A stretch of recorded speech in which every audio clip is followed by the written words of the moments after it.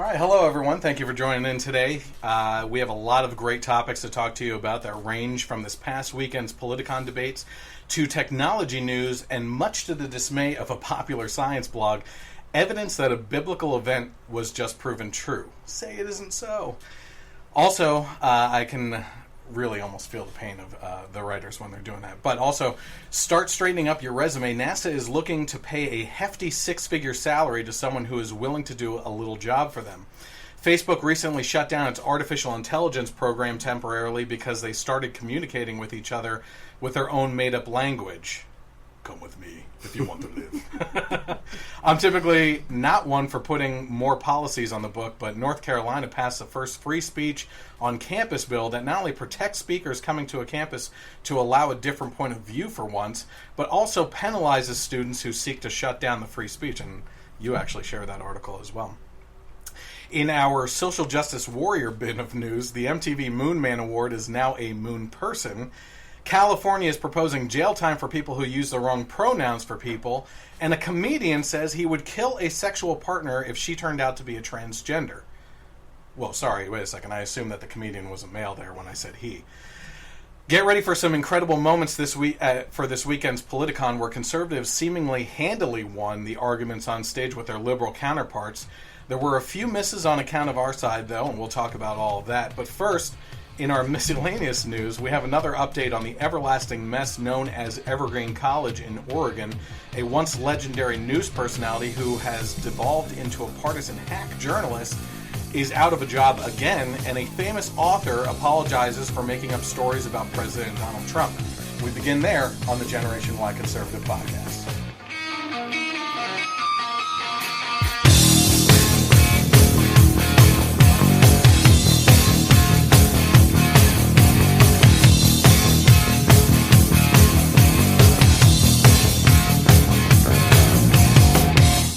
Welcome to the Generation Y Conservative Podcast. I'm glad that you could join me today. If you're watching right now, you may be watching on Facebook Live, in which case definitely head over to the Facebook page, click on the like button, and then go over to the following button and go down and get notifications so that you can be notified when we go live with the podcast, which today proves it's actually about 1:30 in the afternoon. It just so happened to be when my guest was available, who I'll introduce shortly here. But usually it's Thursdays or Fridays, sometimes even Saturdays, but you want to be notified when we go live so you can tune in, kind of get a behind-the-scenes look at what's going on with the podcast as we film it before it goes to the edited YouTube version. I just like getting people involved and even read off some comments now and then as well. You can also head to the YouTube channel, which I just mentioned. Search for the Generation Y Conservative. All that information is at the bottom of your screen right now. And you can hit subscribe, and it'll also give you a bell that you can click on to get notifications when videos are published there. Not only do we do the Generation Y Conservative Podcast, but we also have movie reviews, the latest of which was Spider-Man Homecoming. We also have Wonder Woman up there and a bunch of other ones. I believe next week it's a little late to the game, but I'll be reviewing Dunkirk probably as well. The Twitter handle for me is @GenYConservative without the E on the end. You can go there. I have a lot of fun interacting with some morning hosts usually, and then also interacting with other people as well. So that's a fun place to interact with me too.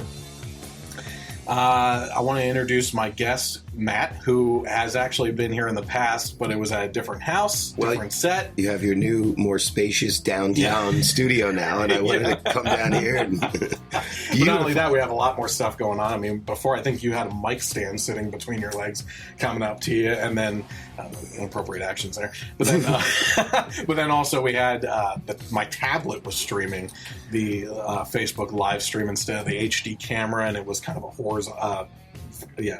vertical live stream instead of what we have going on back in the dark ages in February or whenever it was. Exactly. A lot has changed since you were here last. But I'm glad that you were able to come back because we actually had a great podcast that last time too. Yeah. We have a lot of topics to get to today. Well, I've been following the podcast, when I haven't been here, so I wanted to come back and weigh in again. Yeah, absolutely. Yeah, you reached out to me this time. I was like, yeah, absolutely. Come on. This month's Spotlight a Charity, we just got done spotlighting the charity Angel 34, which focuses on childhood cancers. And this one that we're spotlighting this month is actually called Feed My Starving Children, which is actually another charity that was recommended by Generation Y conservative followers. This was founded in 1987. Feed My Starving Children is a Christian nonprofit that provides nutritionally complete meals specifically formulated for malnourished children. Donations given by people just like you fund the meal ingredients, and volunteers hand-pack the meals. The meals are donated to FMSC, or Feed My Starving Children, food partners around the world where children are fed and lives are saved. So, is there any truth to the rumor that Michelle Obama is putting up the menus for this program, or no? In which case, the majority of the food, 95%, would be thrown away. Right. These are even by most starving of the people kids. They help are public school kids, right? Even the starving kids would look at her meal plan and go, no, I gotta pass. I'll wait for a plane to fly over and drop some stuff. So on their we're off. Yeah, exactly. On their donation page, they let you know that they give you some numbers. Of course, you could probably donate any amount that you want, but $80 will feed a kid for a year. That's 22 cents a day. $365, which is $1 a day, will feed a family for a year. $1,800 will provide a pallet of food. That's about $4.93 a day for a year. And $10,000 will feed a village, which is $27.39 a day, which those last two, those may be completely out of your range. I don't expect people to donate stuff like that. But certainly if your church or your organization or something like that is looking to get involved and give back to a community and feed starving kids, this would be a fantastic opportunity. That's not much to some of these companies. So certainly look into that. And as you know, as I feature charities throughout the whole month, we dive deeper into different parts of the charity and what they do and different aspects of donating and volunteering and events that they have coming up. So we'll be going more into that charity as the month of August progresses. But in the meantime, if you are interested in volunteering or donating to this cause, you can visit www.fmsc.org. If you don't mind me interjecting real quick, if you're looking to do one of those bigger donations, please reach out. I don't want to speak for Chris, but I would be happy to help anybody that's trying to put together large-scale donations like that, putting together a day, a festivity, a fundraiser, something along those lines. So, yeah. That'd be awesome. We were actually just talking as we were getting started about a big event coming up for Republicans in the area here. That the America First rally. Yeah, that we may want to try to get a little bit more involved in. Which would be awesome. I'm willing to give up time for the right cause. Absolutely. I mean? So, as I mentioned in the intro, our first stories involve some relatively famous personalities. And I actually added this one last minute today because I just heard this audio and I was cracking up over this. So let's start off with Representative Maxine Waters questioning one of President Trump's appointees. So let's take a look at what she had to say here. The response, and we've suggested that you get the information through the other committees, but I would like to emphasize we believe we've been very responsive my time. And will continue Thank you to do very so. much. You left a message yesterday, or someone on staff left a message. No, we didn't leave a message. Reclaiming my spoke to the time. Chief Reclaiming my Oversight time. Council. Reclaiming my time. You did not respond. You left a message. So this was a short clip of Maxine Waters saying reclaiming my time and cutting this guy off constantly. She said reclaiming my time like 50 times, right? If you want to know in a moment what's wrong with our whole country, it's that someone like Maxine Waters would be questioning someone like Mike Munchin, whom she has no hope of understanding his answer. Like, how does that happen? Yeah. That's what's wrong with the system. Oh, it's just, and first of all, when you listen to the whole audio, the fact is that she is cutting him off because she doesn't want to hear what he has to say. Right. She's cutting him off because she doesn't like what he's saying, that it's not what she wants him to say. Right. And it sounds racist to me. I don't know how, but that's what the Democrats would say, so I'm going to go with it's racist. Well, it's pretty funny because when I tried looking up the video clip for this, the first one I clicked on I thought would be great because it was made like the Washington Post, right. Which it turned out to be this woman highlighting how many people, including celebrities and everything, are praising her for this stage reclaiming show. my time. Yeah, okay. because women and minorities, and especially women minorities, are oppressed and aren't given due time in office boardrooms and anything else. They're always cut off. They're not given their time. And so this was a stepping on the throat of those types of people to give her due time, essentially, and it's just couldn't be further from the case. This woman loves the sound of her own voice. That's what it comes down to. If it was seriously someone that sat there on a panel and couldn't get a word in edgewise, I could understand. But she was using her foot of authority to step on a Trump appointee's neck. That's all there was to it. She's one of the richest women in LA. Is that correct? I believe she's one of the wealthiest. I know that in her daughter was involved in funneling her campaign money into her daughter for something else to pay her off for a job. So, yeah, she's one of the most corrupt politicians. I believe her family is extraordinarily wealthy, and I don't know if it's through the husband or through her parents, but either way, I think they're extraordinarily wealthy. Oh, yeah, they are. Yeah. Well, you don't go into Congress and come out unwealthy, which is part of the problem. You should. So next we have Katie Couric, who is no longer with Yahoo News. I didn't know she was with Yahoo News. because once you left NBC Today show, like no one really remember it. Wait, is this the celebrity hack journalist story? Oh yeah. So she was a journalist at some point? I always thought she was reclaiming my time. I always thought she was a political hack. So according to The Blaze, Couric is out as global news anchor at Yahoo News after 4 years. She's been there for 4 years now. Couric resigned her post on Friday following Yahoo's $4.5 billion merger with Verizon. The merger resulted in more than 2,100 Yahoo and Verizon employees being laid off.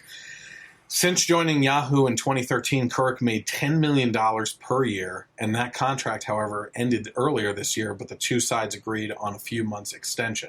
So somebody should feed her starving children. Yeah, no kidding. Seriously. In 2016, the former NBC Today anchor came under fire for what critics said was a deceptively edited gun control documentary, which aired on Epix. In the documentary, Couric asked the pro-Second Amendment group Virginia Citizens Defense League, if there are no background checks for gun purchasers, how do you prevent felons or terrorists from purchasing a gun? The documentary showed several seconds of silence from members of the pro-gun group, suggesting that they were unable to answer the question. But raw audio from the interview showed that at least two people answered the question right away. Of course, so it's, that was actually a big deal when it happened. Very quickly, because the news wanted to glaze over it as quickly as possible. I do remember that story, and I remember being shocked that a major media outlet would be deceptive in the way they reported something. Yeah, unbelievable. All these years I watched Dan Rather, I never would have suspected. So the crazy thing is, though, I grew up on Katie Couric and Matt Lauer on the Today Show. Every morning when I woke up for school, my parents had that news on, and that was how I started the day, was with the news, right?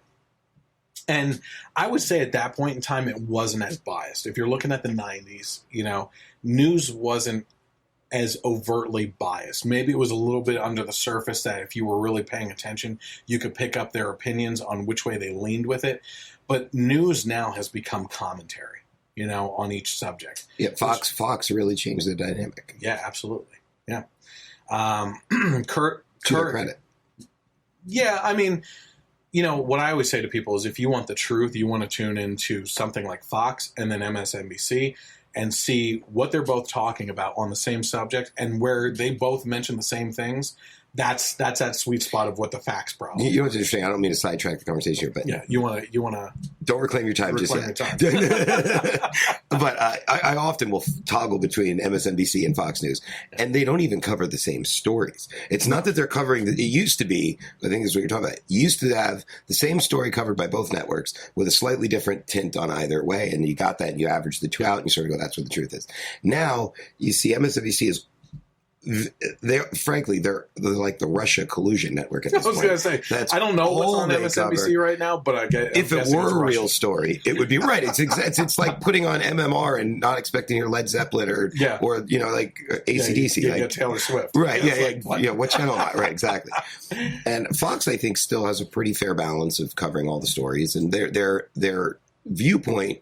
Maybe not on the news. I think their news is legit news. Their opinion hosts are clearly to the right, but so what? Their opinion hosts. That's Yeah, most of the commentary shows clearly lay out. I am not a news person. I am a personality. Right. It's only the mainstream media that profess to be impartial, right? What is New York Times, Democracy Dies in Darkness, the Washington Post, the paper record, or whatever. I'm not going to be completely arrogant and state that Fox covers the news appropriately either, though, because it seems to me that Trump has done some pretty stupid things over the past 6 months that they don't want to cover. They glaze over just as quickly as MSNBC would glaze over something that Hillary Clinton did. You know what I mean? Like, it's a quick mention, then they're on to just 23 hours a day of the Russia stuff on MSNBC, right? Whereas they quickly mention something that Trump does wrong for maybe like 30 seconds in a thing in an hour, and then they go on to everything else that they're covering, Yeah, I don't watch that much of either, frankly. And I haven't noticed that. But if you watch it more often, you probably have a better sense of I those actually things. don't watch any news. That's so insane. No, but when I do see clips of things, and when I'm sitting at a restaurant or anywhere where the news is on, I see what they're talking about. I read the subtitles while they're doing it. So you're dining with some interesting people, huh? That you're reading subtitles at. Yeah, exactly. Kids. Somebody go to dinner with this man. Hey, play the peg game, for crying out loud. Well, I'm trying to watch the news here. Well, you're at fancy restaurants, too. Oh, yeah, Cracker Barrel. Got to get that sausage gravy. This is a world champion checkers player, right? So Couric was also in another deception not that long ago, editing one of her videos. The second instance reportedly occurred during an interview with Dr. David Allison, director of the Nutrition Obesity Research Center, for a documentary titled Fed Up. Couric asked Allison about the science behind his position that sugary drinks, which some activists have sought to ban at the local level, are no more harmful to victims of obesity than any other food or beverage that is high in sugar content. Allison said that Couric told him before the interview, if at any point you need to go over an answer, you stumble on your words, just let me know, we'll stop and we can go back over it. So that's exactly what Allison did when Couric asked him a question, but it wasn't how Couric portrayed the pause in the film. After Allison said in the documentary that he needed to gather his thoughts, Couric responded by saying, okay. 7 seconds of silence followed the exchange, and Allison was not seen again for the remainder of the documentary. According to the Free Beacon, Allison did provide an answer. So they made it. She's out to make him look like an idiot, essentially. Wait, I'd like to go back and rework my answer. Is that okay? Can we do that? Yeah. Let's see if this gets edited. 2, 1. The odds of us having 7 seconds of silence are like 0. Yeah, seriously. It's more like trying to find the time to stalk. Reclaiming my time. All right. Shut your mouth. So, just looking at the way, if you reach back into the archives of Katie Couric, this goes back to, if you remember back in 2008 when she was interviewing Sarah Palin when she was running for the vice president. She was trying to make an idiot out of her as well. So an easier task. There is a pattern here. Yeah, there's a pattern here of Katie Couric, who obviously, to me, doesn't seem like that intelligent of a person. I would agree. Relies on teleprompter type questions or like these gotcha type questions and everything, which I hate quoting Sarah Palin on that kind of stuff. But she is out to make these personalities look like an idiot to elevate herself to a more intelligent level instead of trying to ask intelligent things to get intelligent answers and have a well-structured, formatted, well-put-together interview. That's just my opinion on the matter. I don't want to just. I don't mean to just agree, but I just think whatever. I don't care about Katie Couric. I didn't care about her when she was cute. I didn't care about her when she was serious, and I don't care about her that she's yesterday's news. Like, she's Katie Couric. Onward and out. The soccer moms of the world unite. They'll all come to her rally. She'll have some podcasts. She does have that. I want to speak to a manager haircut, doesn't she? I haven't seen her in probably 8 years. I couldn't even tell you what she looks like anymore. Oh boy, Harry Potter author J.K. Rowling apologized for spreading a false Trump story. In another story from the Blaze, J.K. Rowling was roundly criticized for her long rant she posted to Twitter Friday, accusing President Trump of insensitively ignoring a child in a wheelchair reaching for his handshake. She quickly discovered, though, that it was based on deceptively edited video, and 3 days later she apologized. The funny thing about that is, it's just like, I think you and I were covering these fake these faux Trump attack stories back when you were on and everything. Once a story is released, that's the news. Once a apology follows up and it's edited or retold that it wasn't true, not news anymore. Okay. I have a huge problem with J.K. Rowling. Okay. I don't remember which annoying series of books she put out, but that whole fad and the world could have done without that. So I have my own personal issues with J.K. Rowling. However, I got some Harry Potter followers. Is that what it is? Harry Potter? I can't. Lord of the Rings, Harry Potter, whatever. And in this case, I hear what you're saying. At least it wasn't Twilight. That's another one, isn't it? Yeah. Is that a whole series also? Oh yeah, the Twinkle vampires. Wonderful. So, reclaiming my time. Yeah. Okay. I think I agree with you. The news gets out there, it enters the ether, and it becomes sort of factoid. And then the apology gets put on page 26 3 days later, and nobody notices it. That to me is a comment on the citizenry or on the news outlet, but not necessarily on the news story. And in this case, I will assume that J.K. Rowling got a hold of a video that she didn't know was edited, thought it was legitimate, wanted to voice an opinion about it. You and I do this all day long on our Facebook accounts and wherever else. And I don't know about you, there are times sometimes things ring bells and you go, that doesn't seem quite right. And I research it a little further. Sometimes it's just so easy to click share. You click it, you comment on it, and it's out there. So I'm not going to hold her too close to the fire on this one. She apologized, which I think was the right thing to do. That news stories don't cover the apology with the same vigor they covered the initial story is not, you can't hold her accountable for that. Reclaiming my time. Yeah, sorry. So let's actually hear what her tweet said when she was criticizing Trump, because it was a little bit more than just this incident. Turns out she's not a great writer. So her tweet read, Trump imitated a disabled reporter. Now he pretends not to see a child in a wheelchair as though frightened he might catch his condition.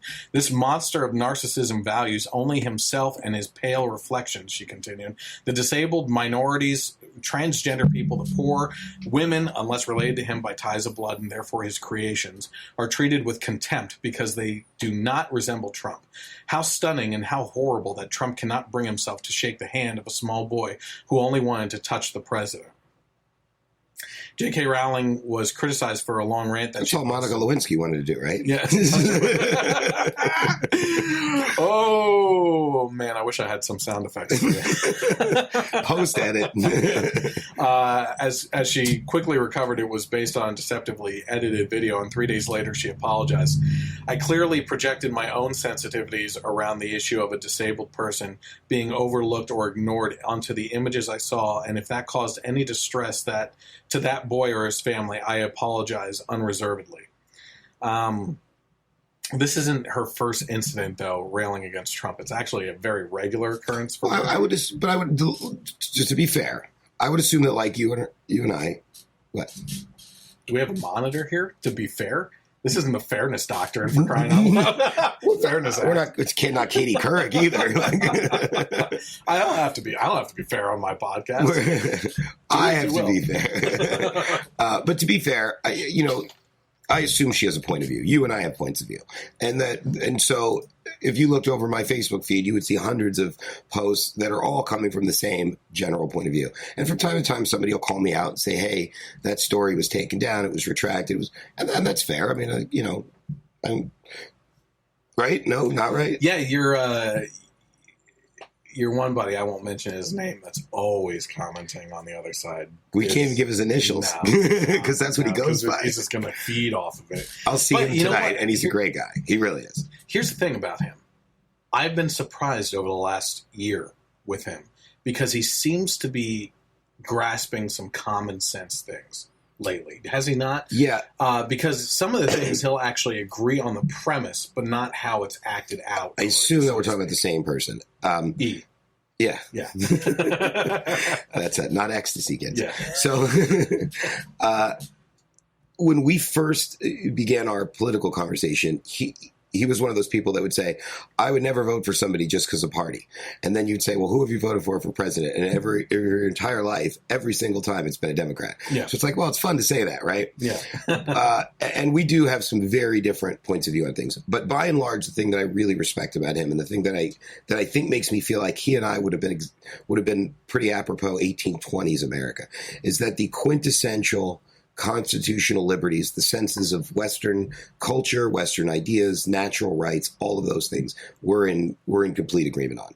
And the lines may blur a little bit over where he sees them drawn versus where I see them drawn, but those are legitimate debates to have. What I was going to say is he can at least argue his point, right? Not succinctly, though. Well, if you're out there, he is shorter. But what I'm trying to say is the majority of the liberals that get pissed off and want to comment on stuff, right? The ones that, especially the ones that will defriend you right away just because they see your point of view and everything, are typically what I run into, people that know the surface level media argument against your point will argue that. And as soon as you drill down into arguing their points even deeper on the actual issues and how they tie into politics and the economy and everything else and social dynamics, they don't know what to say. No. You know, I believe, does. Oh, absolutely. No, he's knows a lot of history. He's very well read, very well educated. I get frustrated talking to liberals just because it's frustrating talking to liberals. But you're right. Most of them, liberals take all the easy positions. You know, they take all the ones that sound good and feel good. I was just reading an article yesterday, by the way, about Fight for 15 and the ramifications of that. And it sounds great. It sounds great to say, hey, I think you should have a living wage. I think you should make more money. Let me tell you something, America. I think you should all make more money. I want you all to live happier, easier, more luxurious lives. Mm-hmm. That's great. But I'm not willing to take from you and give to you to make that happen. That seems to me we're going to touch on that later. Unethical and immoral. And frankly, it doesn't make any economic sense. I mean, if it did, we would stop sending aid to Africa and we would just tell them to raise their minimum wage. Then all their people would be wealthy. I mean, that's idiotically stupid. Well, and the best argument that I ever heard, the best question to ask people that are like, oh, we should have $15 minimum wage is, well, why not make it 100? Yeah. Why wouldn't you make it 100? You know, because inherently they know at a deeper level that once you increase minimum wage, everything else increases in cost, and you're back to the same spot of not being able to afford that next basic step. Well, right. Liberals often talk, and I know we're off track here a little bit, but liberals often talk, in my experience, when they talk economics, they talk as though things are static and not dynamic. And that if everybody's making $30,000 a year, and we give them a $5,000 increase, that'll be great. Now they make $35,000, but they act as though every other part of the economy won't then be affected. Right. So businesses will start to say, maybe we don't need 2 guys on this shift, or maybe it'd be cheaper to get that. We weren't going to upgrade to these computerized cabinets or whatever, but now it makes more sense to do that. So we're going to go ahead and invest in that. And so the Seattle study at this point say that the average minimum wage worker has lost $125 a month out of his pay because he's getting fewer hours. Yep. And so, yes, you're making more per hour, but if you're working less hours, what value is that? Yeah, back when we were talking about Obamacare and the effects on the economy and everything, when it passed and there was that threshold of the part-time hours and everything and how you had to pay for someone's healthcare if they were working over 26 hours, you saw a almost mirror reflection reversal in the economy of full-time versus part-time jobs. Mm-hmm. I mean, they literally flipped positions. Right. Which makes sense. You saw more part-time jobs than full-time jobs because at that point it was economically not feasible to be able to pay that much out as a company to cover all these costs. Of course. You couldn't do it. You couldn't survive as a business. Even if you could do it and survive, why would you do it if you don't have to? That's idiotically stupid. Absolutely. I mean, which was a failure of the Obamacare on the part of the Democrats. Wait, Obamacare was Democrats? Well, it depends. Are you talking about Obamacare 2.0? Pop quiz, America. Which Republicans voted for Obamacare? Yeah. Or are trying to pass a new version of Obamacare. That is not to excuse what's happening in Congress today. The Republicans it's turning out cowards. Except for the Freedom Caucus. It is turning out they are cowards. Somebody primary my congressman. I will vote for you. Which one's that? I don't want to say because I don't want to say it, but What do you mean? I don't want to say who my congressman is because personally I like the guy. I'm not trying to attack him publicly, but I've been sourly disappointed. I was asked to run against a local state representative, not at a federal level. Okay. Are you talking about state level? No, I was talking about Fed. Oh, then US. please do tell. No, Who cares? 15th congressional district. Look it up. Ah, jeez. Is it Dent? Yeah, Dent sucks. No, Here's see, the I best know. thing. Listen, I've met him multiple times personally. I know family members of his personally. Reclaiming These my are time. good Reclaiming people. my time. Well, no. These are good people, and I understand. No, he's not. He's absolutely not. And one of the best stories I ever heard, and I've said this before, I believe, is one of the guys at my church who he's a talker, all the time. But he met Charlie Dent, and this is one of my favorite stories. Walked up to him, introduced himself, shook his hand, and said, "Mr. Dent, I can understand why you're in politics. You look exactly like a Kennedy." And Dent said, "Oh, well, thank you." He goes, "The problem is you vote like one too." I mean, that's a funny joke, but I don't. But he is. And so we could disagree with some of the votes that Congressman Dent has made, but that doesn't make him a bad person. No, that's not what I'm trying to say. And I want to be clear. I agree. I'd like to see somebody more conservative, more principled in his seat. On the other hand, there is a good argument to be made that Congressman Dent is exactly what a representative should be. He's in a district that's widely varied politically, and he continually dances between. You and I are extreme rightists. I mean, we are principled, constitutional people. But my argument is always right, and you said it, constitutional, right? Mm-hmm. If our members of Congress get sworn in to uphold the Constitution, shouldn't that be the most moderate middle ground that there is? Yes, except right? Yes, except that the Constitution is a document because I'm very which gets libertarian interpreted on social issues now. I keep on going more and more libertarian. Like, as long you live the way that you want to live and everything, as long as it doesn't affect my life, I really don't care. And I've gone extremely libertarian on some very social issues over the last couple months alone. Right? It's just gotten to a point where maybe they've worn me down so much, but at the same time, you're not going to change my language based on your stupid pronouns and stuff like that. Right. Like, as long as it's not affecting me type thing, right? But again, if the Constitution is what everyone's sworn in to uphold, that should be the middle ground. I don't consider myself extreme right. I have some right opinions because they're right. But I don't think I'm extremely right. I kind of veer off on that spectrum into libertarian territory. And I agree. I'm in the same boat. But I just want to make the point. So Congressman Dent, for instance, lives in a district that has a very wide-ranging view of how people would interpret what the Constitution is. I mean, that's it's the crux of everything, right? Yeah. You have people who view that provide for the general welfare very liberally. That gives the government almost unlimited power to do what it wants. So that's the ACA. And you have conservatives who view that phrase very narrowly. Thus, we don't think the federal government should be doing much more than printing money and fighting bad guys. I mean, that's really the two things that we need them to do. Secure the borders, that kind of stuff. Yeah. Well, here's my thing. And I'm sorry, just finish up. So I think our Congressman Dent, is by and large responding to the demands of his constituents, which is what a representative ought to do. It just frustrates me that I am in a district where so many people are so toward the middle and towards the left.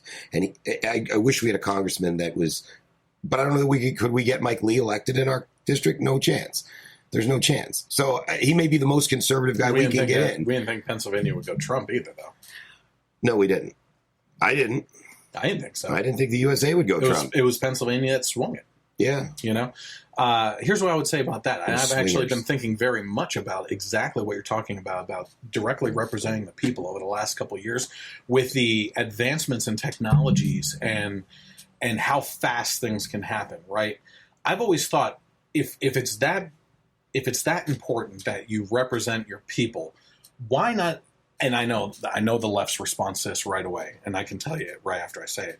Why don't we open this up to like a voting system online? Hey, this is one of the topics that's up for discussion in Congress right now. Where do you, as my constituents, fall? whether it's an online survey or something that's sent to your email or something like that, the left is immediately going to jump to, well, what about all the homeless people, the people that really should be a representative that don't have access to the internet? I think most congressmen do that. I mean, they may not have it as technologically savvy as say the Gen Y conservative set here is, but they're still back in February.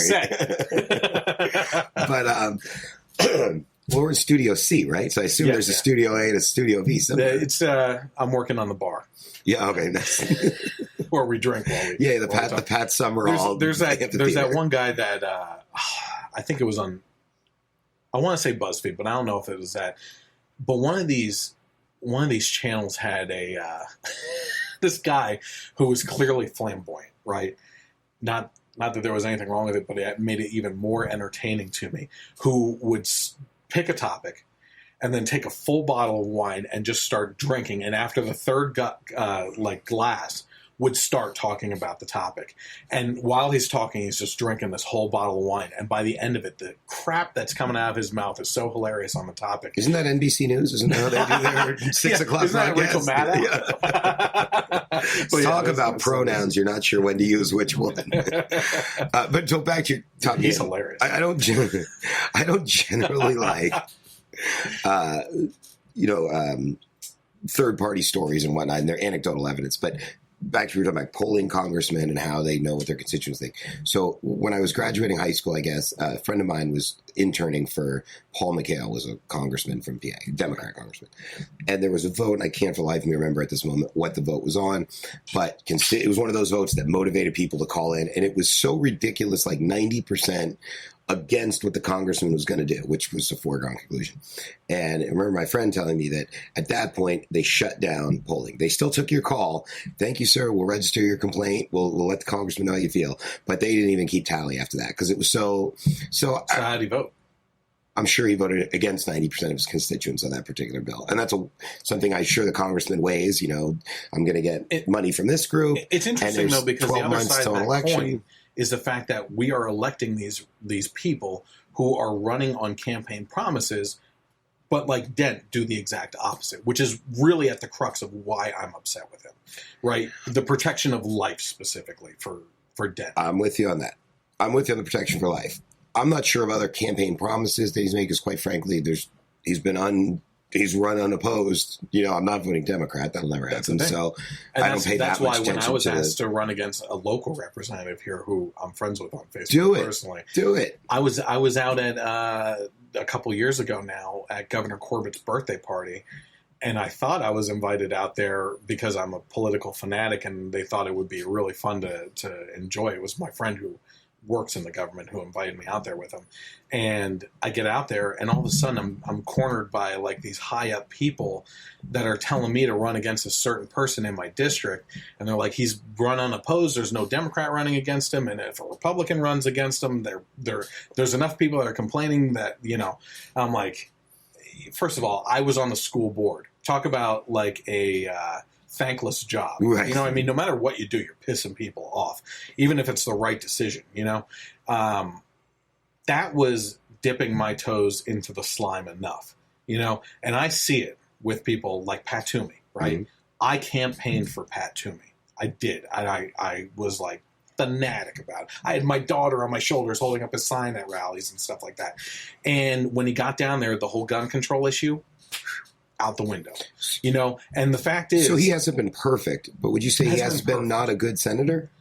No, I wouldn't say that. Okay. He's made some ripples that I don't like, not waves. Which you have to expect, right? Who's going to do 100% of... I understand, but when you expect that much of a conservative to stick to the principles and not cowtail or start compromising... Even they can be swayed. Well, that's my point. If I'm being asked to get into politics... I don't want to become something I'm not. Right. I don't want to become this compromising person, someone that looks back and was paid off by some lobbyist to do something I didn't want to do. And then people ask me and I'm like, hey, I come up with BS answers and start lying, which isn't my, I don't like lying. I could do it. I know you can. I'll run.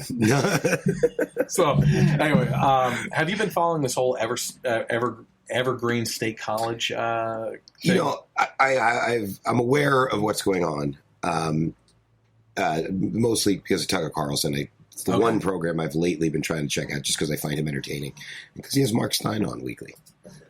Yeah, he has been, hasn't he?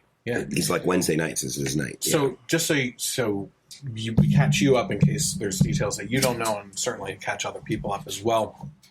Evergreen State College, over this past year, social justice warrior like meltdown, right? There were students that were getting out of control. I mean, essentially, when you have professors that are telling you, this is what really gets me, professors that are telling you, these liberal progressive professors, that you as a minority are pinned down by the whites in society, coming from a white professor, okay? What the hell do you expect to happen? Suddenly there's this uprising where they're calling for white professors to be thrown out or, and fired or all everything. They surrounded these professors and they're shouting obscenities at them and everything. And it's like you could see in the professor's faces, holy crap, I made a huge mistake. I regret what I said, but it's way too late now. Right. Correct me if I'm wrong, but they had a no white person on campus day. Yes. And they told basically the staff and white students not to come to the college on this particular day. Yes. And that's where the ripple, I think, really exploded because you had one very liberal white professor who showed up on campus to speak down. Is he liberal? Yeah, very liberal. Weinstein. Yeah, Brett Weinstein, right? Yes. Yeah, who's suing the college now. Yes, and I reported that in last week's podcast. Okay, all right. Yeah. And so he, even the extreme liberals are starting to think this is nuts, right? Yes. This is missing the point entirely. And sorry, just go ahead. No, so yeah, exactly. Right around that same time, what happened was all of a sudden these crazy liberals on campus started their own vigilante justice club, essentially. And I always joke, and some of my friends have cracked up laughing over this, but they look like the rejects from a Suicide Squad movie, which was bad to begin with, right? I mean, fat lesbians with green hair and these most effeminate men carrying around baseball bats that if they swung at you, you could probably flick away with a pinky. But nonetheless, they were chasing after people on campus who they disagreed with in their ideology, essentially, right? And they start this whole vigilante thing. In the meantime, what this ties into is there are police officers on campus, or campus police, whatever that is, rent-a-cop types, or whatever. I don't know. I don't really care. But they have taken justice into their own hands. I believe this is the same college. I might be mixing up this one and another one in California or something like that, but where they actually went into the office of the president of the college and essentially held him hostage there, couldn't leave until he met their demands of no homework assignments and stuff like that. Crazy crap coming from these entitled little progressive weenies, that can't handle things. And it's beyond entitled when you're breaking the law. And in many instances, these kids are breaking the law. That's not an entitlement. That's not snowflake. That's it's criminal, and it ought to be treated as criminal. Yeah, and I think that's where everything's heading right now with Evergreen. I think this whole thing is just falling apart. First of all, okay, you're a parent, right? I have a while to think about this. Personally, I don't know if college is in the future of my kids, and I don't say that in a very mean way or anything. It's a pragmatic way to. I don't think college serves the same purpose that it used to. I believe, in my experience as a working person, I learned more about almost everything flies out the window once you get a job, right?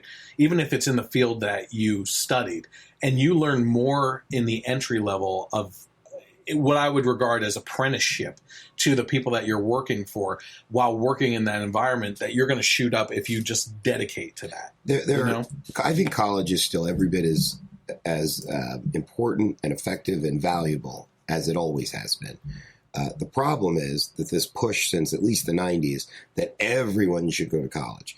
And so if you're going to be a plumber, right? That's fine. But you should still have the ability to go to college because college is a great time and it's diverse and you'll learn a lot of stuff, right? Well, the ability to is the difference between a right and a commodity. Well, right. So what happens is you come out of college now with a $180,000 debt to get a $42,000 a year job that the college didn't prepare you for in any way, shape, or form in the first place. So if you want to be a doctor, if you want to be a lawyer, I'm not sure that teaching really requires a 4-year degree, but whatever, that's what it is at this point. There are actually maybe not. Maybe you may only need a 2-year degree. You have to continue your education for the steps and ladder or step and column of pay. Okay, essentially. But there are jobs that I think it's very, a psychologist. There are different things, right? Do I think everyone should go to college? Certainly not. And I think that's where it's gotten watered down. And what happens is you have a federal government pumping billions, if not trillions of dollars into the college system. The colleges are all too happy to take the taxpayers' dollars. Nobody's worried. They're all guaranteed loans by the government, so nobody's worried about defaulting on them. And I think we've created this horrible. Well, I forget who I was listening to. It was between Steven Crowder, Ben Shapiro, Glenn Beck, or something like that I was listening to. It wasn't Beck, but one of these guys was talking about the inflated college costs and why they keep on going up and everything. And one of the points that they made is the fact that with all this federal funding that goes into colleges, what may be an education that costs $25,000, $15,000 a year to get, when the government's like, oh, we're willing to give you $35,000 a year for this person's education for federal funding and everything. Well, the college is like, okay, let's increase the cost because that's how much they're willing to pay. Well, right there is the inflation and how much money is actually going into the figuring out the cost of a college education. My point being on this, though, because I got way off topic there with you, is with the way colleges are right now, specifically Evergreen, if your daughter was a senior looking into colleges right now, would you even consider sending her to Evergreen? Of course not. So we're looking at a possible collapse of this college if this crap doesn't get reined in immediately. I think there's no doubt that you're looking at that. But it's not a Burlington situation. If there's a market for it, in other words, if 8,000 students a year are willing to spend $20,000 of their own money to attend a university that behaves this way, I don't have an issue with that. Like, that's not, like you said, freedom. It has nothing to do with me. Yeah. But I suspect this is probably not a business model many schools are going to be following. Nope. And I know you want to segue to North Carolina. Right? Well, no, we didn't even get into the topic on this one. Okay. This is all just what has happened so far. So this week, Stacey Brown, who's white. Yes, she's a police officer. The police chief has announced that she's resigning after a multitude of vile personal attacks by student protesters. So she had been on the job for less than a year, according to the News Tribune, and was subjected to vile personal attacks literally from the moment that she started. At Brown's swearing-in ceremony in January, a large group of students showed up, disrupted it, and shut it down, right? Mm-hmm. Which is exactly what you said, or we're going to say. Segues into our whole North Carolina story. Jeez, I'm like hiccup. That this whole mentality that you could just shut down whatever you disagree with. Correct. But the protesters were yelling "F the police" and "death to pigs" at the ceremony, according to the school paper, the Copper Point Journal, or Cooper. Yeah, Cooper Point Journal. Sorry about that. The following week, the paper itself ran a letter attacking Brown titled "F Civility." Great journalism right there. Like, seriously, this is exactly like the professionalism of what we're trying to teach students in journalism to go into the journalistic world then, in which this article actually attacked the personal character of Brown. After May, campus protests were in full swing, and a cartoon of Brown, scantily clad in Ku Klux Klan garb and a sexually suggestive pose, was distributed among the campus. So go ahead. So you sent me ahead of time these topics. So I wasn't familiar with Stacey Brown per se, so I went and I looked her up. She has nice hair, but you wouldn't want to see her scantily clad in anything. I thought she was from the picture. Like, there are girls you could put in a Ku Klux Klan outfit, and I'd be like, she's still hot, right? Well, you're talking about the bag over the head. What a common trick. Yeah, I guess. Do they really do that? I don't know. We would. The rallies we go to is very informal, casual. Oh, boy. I don't even want to touch that. Did you not say fat, green-haired lesbians earlier? Listen, I figure I'm watching you for boundaries. I'm trying to figure out where I could touch my toe. And I only said that because I know I'm fat. So, okay. And I'm so it's okay to call other people fat. Yeah. Okay. I'm just trying to pick the rules. Gen Y, conservative. Fat shaming is actually later on in the. I just think it's a description. If somebody's fat, their grimace is fat. Like, if he's supposed to be fat, he's freaking grimace. Listen, here's the thing. I got a little out of hand with the comment. I'm not really going to apologize for it because I don't want you to apologize. No. What I'm saying I want you is keep saying these things so I can say them. This is one of the people that is chasing people around with a baseball bat. Yeah, you know what I mean. And I have no shame for these types of individuals with the social justice warrior crap on what they're trying to cram down the throats of individuals that they disagree with.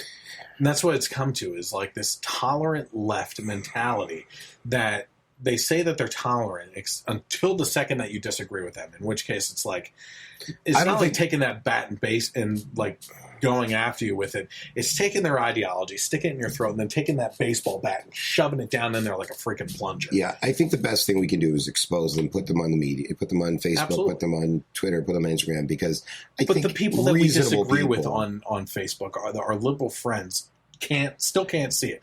Their head is buried in the sand. I get you, but by and large, at least people I speak to who are liberals, we may not agree on anything, but they're not those people you're talking about. They don't believe that people shouldn't have a right to speak. All those they people, don't believe. My friends defriended me pretty quickly. Right. I I'm in a Facebook group. Hey, shout out to study members. There's like 208 of us. Okay. Okay. So it's.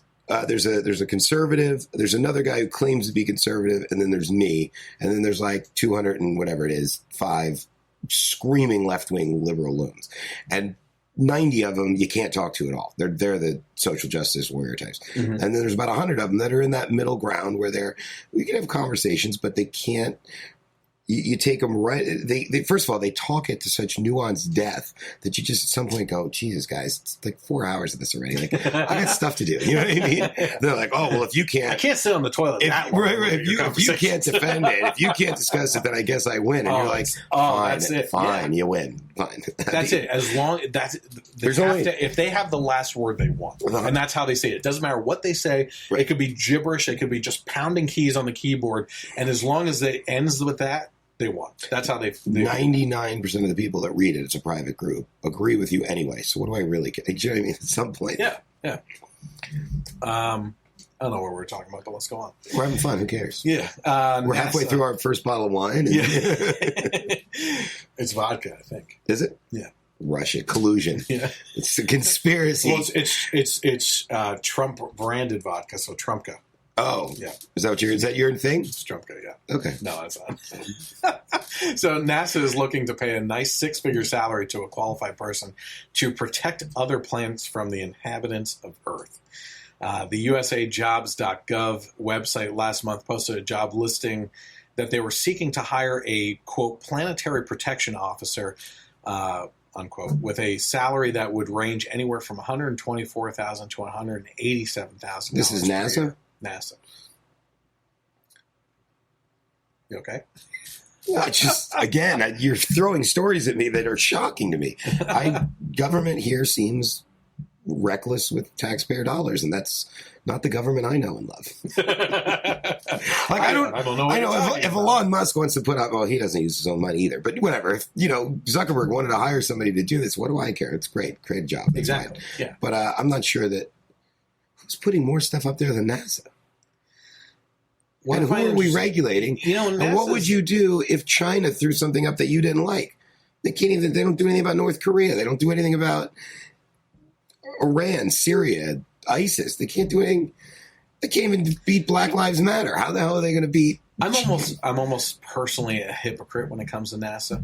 Personally, in that I'm one of those people like you and I both that are constantly railing against over government spending and spending on stupid crap all the time. But when Obama said we're going to pull back from NASA, not do more space exploration or go to the moon or go to Mars or anything like that, while Elon Musk is trying to do all that kind of stuff, like that got to me because in the nerd portion of my heart, I'm like, I want to get out there. I want to see how far mankind can go and what we can do beyond the limitations of Earth and everything. Like, I want to see that crap. But then we're spending millions of dollars on salmon mating. Well, that's the wasteful crap, yeah, right? But what could are the someone effects of see eating us green leaving M&Ms Earth? but not red M&Ms? Exactly. Over a 4-year period. But someone might be looking at NASA going, that's wasteful spending, because who cares about what's beyond Earth? We're not utilizing that space anyway right now. Let's focus here on here and now, essentially, Okay, so, I mean, at some point, we need to have a conversation about what is the legitimate province of government and what is this wasteful, right? There may be studies that are done that are of benefit to humankind, right? But could those not better be done in a private setting, in a private sphere? Mm-hmm. In other words, if you and I really want to know what the effects of red M&Ms versus green M&Ms are, we ought to commission a study and we ought to pay for that, right? Yes. Excuse me. If the sugar industry, I don't know why I always pick on the sugar industry, but if the sugar industry wants to know, I don't know, some study done about some soil type or whatever, they're the ones most to benefit from that study, and they ought to pay for it out of their pockets. Mm-hmm. I don't think those are legitimate use of government. NASA is something, and I agree with you, I'm not for government spending in large scale generally, but there are some legitimate purposes of government. My interest isn't as a science geek in space, it's in defense. And and so, I am legitimately concerned that China has made ovations. They want to go to the moon. And what happens if China sets up all kinds of things in space and bases and their technology is superior to ours? It sounds very sci-fi. It's kind of funny. Oh, that was a good laugh. I mean, I understand, and it sounds crazy to hear it. It sounded crazy in 1910 to think about a satellite until Vostok happens, and then or Sputnik. I'm sorry, and then now we don't think twice about the idea that there are thousands of orbits and things in space that we send phone signals off of, and TV. People are watching this today because of those satellites. Yeah. We don't think anything of it. So. Why is it far-fetched that in 30 years China would have lasers up in space that can attack us and knock our missiles out of the sky? I mean, a Death Moon. Yeah, I mean, seriously, a Death Star. Yeah, it's Star Wars. It's a moon, though. Is it? That's no moon. That's no moon. I was trying to get there. I couldn't. Anyway, let's get back to NASA here. The individual will be concerned with the avoidance of organic constituent and biological contamination in human and robotic space exploration. So in other words, the job is meant to protect other planets from Earth's species. Just so you know. Well, good. I'm all for.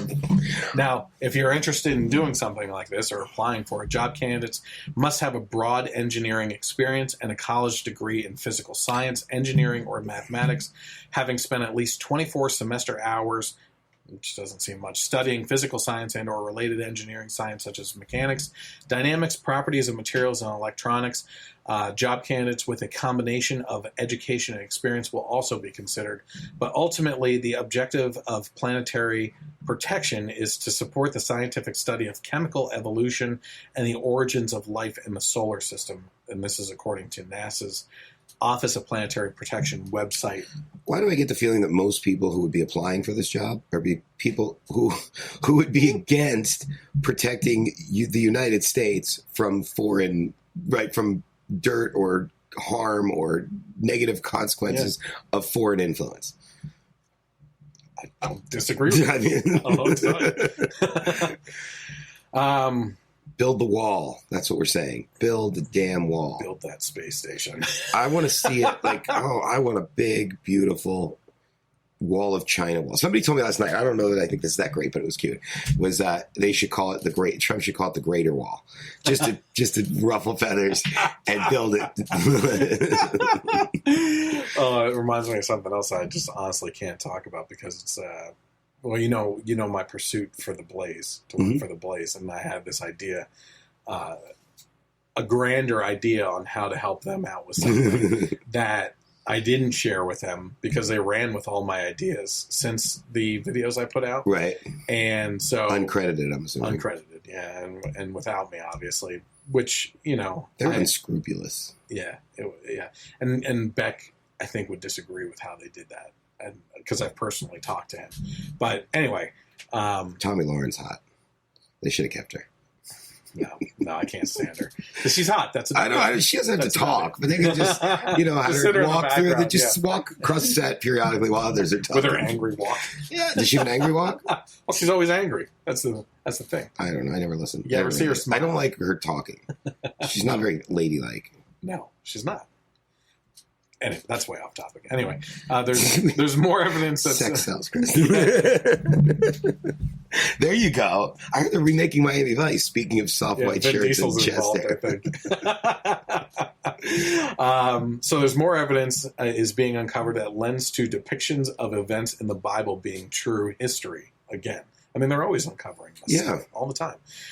The popular Facebook science blog page, I Effing Love Science. Do you follow them? No. I'm not even going to push F civility, bad.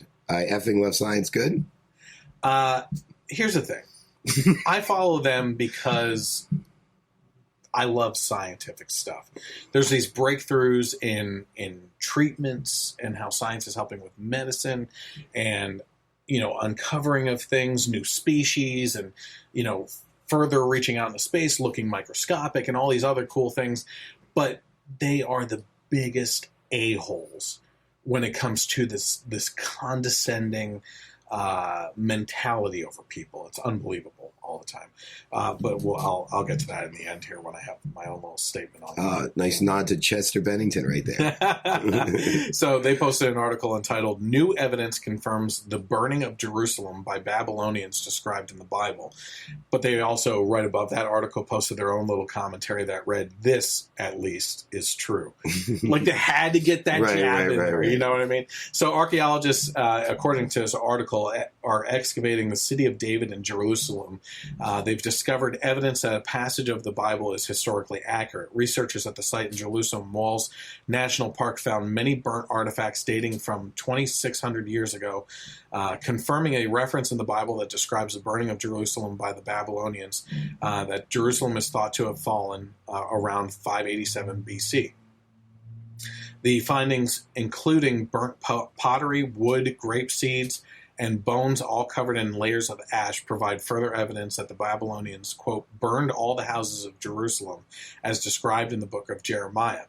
The first reference to this event appears in the book of Jeremiah, stating, "Now on the 7th day of the 5th month, which was the 19th year of King Nebuchadnezzar, king of Babylon, Nebuzaradan, the captain of the guard, a servant of the king of Babylon, came to Jerusalem. He burned the house of the Lord, the king's house, and all the houses of Jerusalem. Even every great house he burned with fire." So this site is notorious for trying to make sorry, go ahead. Do you have any comments on that before? No comments. Okay, essentially these artifacts that they're finding are proving this story. What'd you say, 587? 587 BC, so 2,600 years ago. Wow. So all this warring, burning of Jerusalem, is that what you're talking about? Mm-hmm. And then 13 years later, the birth of Islam and peace comes over the world. So there is a lesson here. So in regards to this site, I Effing Love Science, okay, right?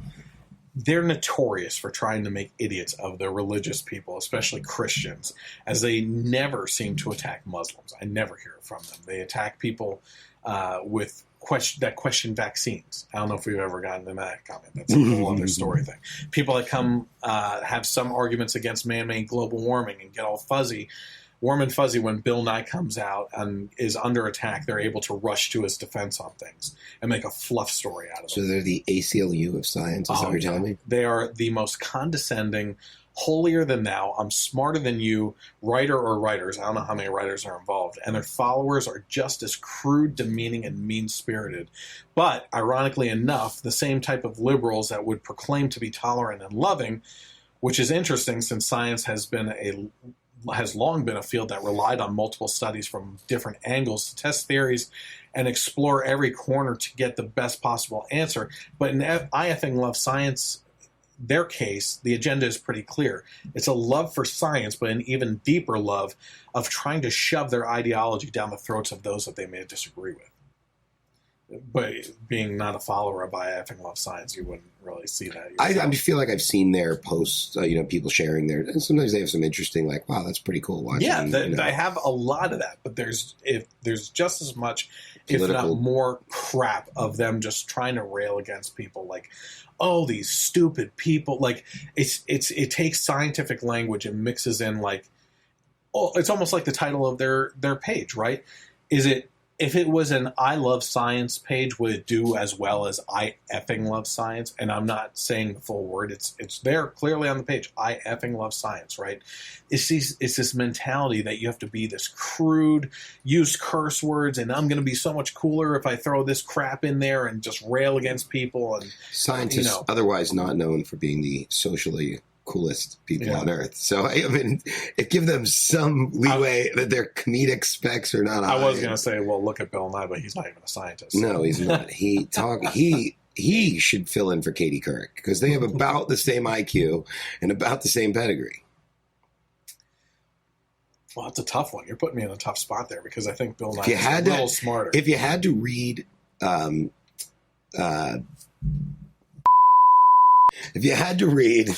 what do you call those things at the bottom with the closed captioning? Yeah. If you had to read the closed captioning of Fox News at dinner, would you rather do it while eating with Bill Nye or Katie Couric? Oh, man. Yeah. Hell no, that's a tough one. I screwed up the joke. I couldn't remember what this closed captioning means. At first, I was thinking what your question was, would I rather be eating with one of these two people? Yeah. But we know when you eat from your earlier testimony that you read the closed captioning. It's funny. Two of my friends are personally friends with his daughter, Bill Nye. Daughter. Bill Nye has a child? Yeah. There's artificial insemination? Is it how much he loves science? Yeah, Can you imagine? Can we go there? Go. Can you picture him having sex? If his wife or girlfriend is into equations. How about with Pam Anderson? Can you picture it? No. I still can't picture it. I don't know. I don't want to picture it. No, I don't want to picture it. I'm saying, how does somebody like that have a child? All right, so speaking of robots, let's go on to other science-related robots. News. Yeah, Oh. So Facebook shut down its AI after it invented its own language. Did you hear about this? I did hear about this. It's crazy. The system developed code words to make communication more efficient, and researchers took it offline when they realized it was no longer using English. Right. Elon Musk recently wrote a lengthy op-ed piece. I believe it was in Vanity Fair. Awesome. Did you read it? No. Go back. I highly recommend it to anyone. It's a 3-page, 4-page op-ed on him or in an interview setting talking about the dangers of AI and how we're going way too fast with things. Like just not even stop, but just slow your roll a little bit because you're putting we're getting so far ahead of ourselves, we're losing control, right? But an area he's an expert on. Getting too far ahead and losing control. Yeah, is exactly what he's saying. It's like, I know a lot about this crap because of what my researchers are doing. And I know more than most would, and I'm telling you, we are on the verge of doing something very bad. He actually had a personal conversation with another guy that's who is more in lines of doing really cutting-edge things with artificial intelligence. In the meantime, Elon Musk is trying to get to colonize Mars. Like, that's one of his goals, is to set up something on Mars, right? And the guy said, what I'm doing is actually important here with AI, with the advancements that we're making. And Elon Musk said, what I'm doing is important because of what you're doing to get away from the crazy crap that you're doing that could potentially destroy humanity. Like, that's literally what he said to this guy. So anyway, he also was stated this at the U.S. National Governors Association.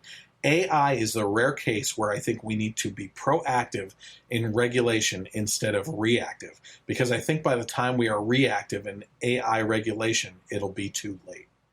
So Facebook's Mark Zuckerberg actually criticized Musk's criticisms at the time, saying that Musk's warnings are pretty irresponsible and that his understanding of the subject is limited. Zuckerberg is such a prissy little you know what. Like he And they all are. But Zuckerberg, like, first of all, Facebook is his business, right? And as a capitalist and the way we believe in markets and everything, you and I will sit here. I'm sure you would feel the same way as I do on this. It's his platform. He owns it. He can shut down voices if he wants to on there and everything. But don't be turning around saying that your platform then is that of which a platform of free speech where people can go to share their opinions on everything, right? If you're shutting down opinions, and it is by and large. Let me tell you something. Another problem I really have with Facebook and their way of doing business pages. So right now I have the Generation Y conservative page, right? I'm getting off topic. I'm sorry. I have ADD or ADHD moments and everything, but only a portion of my followers see what I put out at any given time. And in order for me to even get more of my own followers to see, I have to pay. Right. I'm in the same boat. It's crap. Like, I should pay to get more followers, I understand that. If I want to spread my message out and put my little advertisement on the side and everything, which is what it also ends up doing, then I can understand that, where I can attract a new audience. But for me to have to pay to reach people that are already following me, that's BS. So start your own platform. I would love to. Yeah, I think we could certainly come up with something better. And if it's pretty good. If the conservative did it and was successful with it, it sure as hell wouldn't shut down this free speech of even people that they vehemently disagree with. Listen, look at Fox News. I mean, that is essentially a response to a long-term entrenched established media. Why can't you run a contrary platform to Facebook? Well, it's self-imploding, but it's not going anywhere. It's still going to be Fox News, But I think it's going to either become a moderate network or go left. Well, because of who was it that died? Roger Ailes. Ailes, right? His kids are taking over, and they're liberal, and they're pushing out all these personalities and trying to in place, is that a word? Or put in place a bunch of liberal talking heads. I mean, good luck. The Radio America didn't seem to. Do you know what's happening with ratings for Rachel Maddow right now? Yeah, but she's far and away ahead of everyone, and MSNBC always had the worst. Again? Yeah, MSNBC always had the worst ratings. Okay, so here's my two thoughts on that, because I do see this story because they run on Dredge all the time, and I'm always checking Dredge. Number one, Fox News was the standard bearer for years, and they have self-inflicted wounds, right? Yeah. I don't know what O'Reilly stories. I don't follow these tabloid stories, but what have you. These are things that they've done themselves. Ailes with the sex, allegations, whatever. O'Reilly with the lawsuits and whatnot. So you're losing your top two guys. You're going to go down. I mean, that just happens, right? But Maddow at MSNBC, they are now the voice of the resistance. Like, I don't know about you, but I still follow politics, but I don't read the nitty gritty. I don't read the dirt the way that I read it the last 8 years, because I don't really care who Trump had freaking dinner with. Do you know what I mean? I care what bills are getting passed. I care what things are being discussed. That's what I care about. I don't care about the soap opera. When Obama was president, I found myself open to the soap opera and a much more important. Do you know, does that make sense what I'm saying?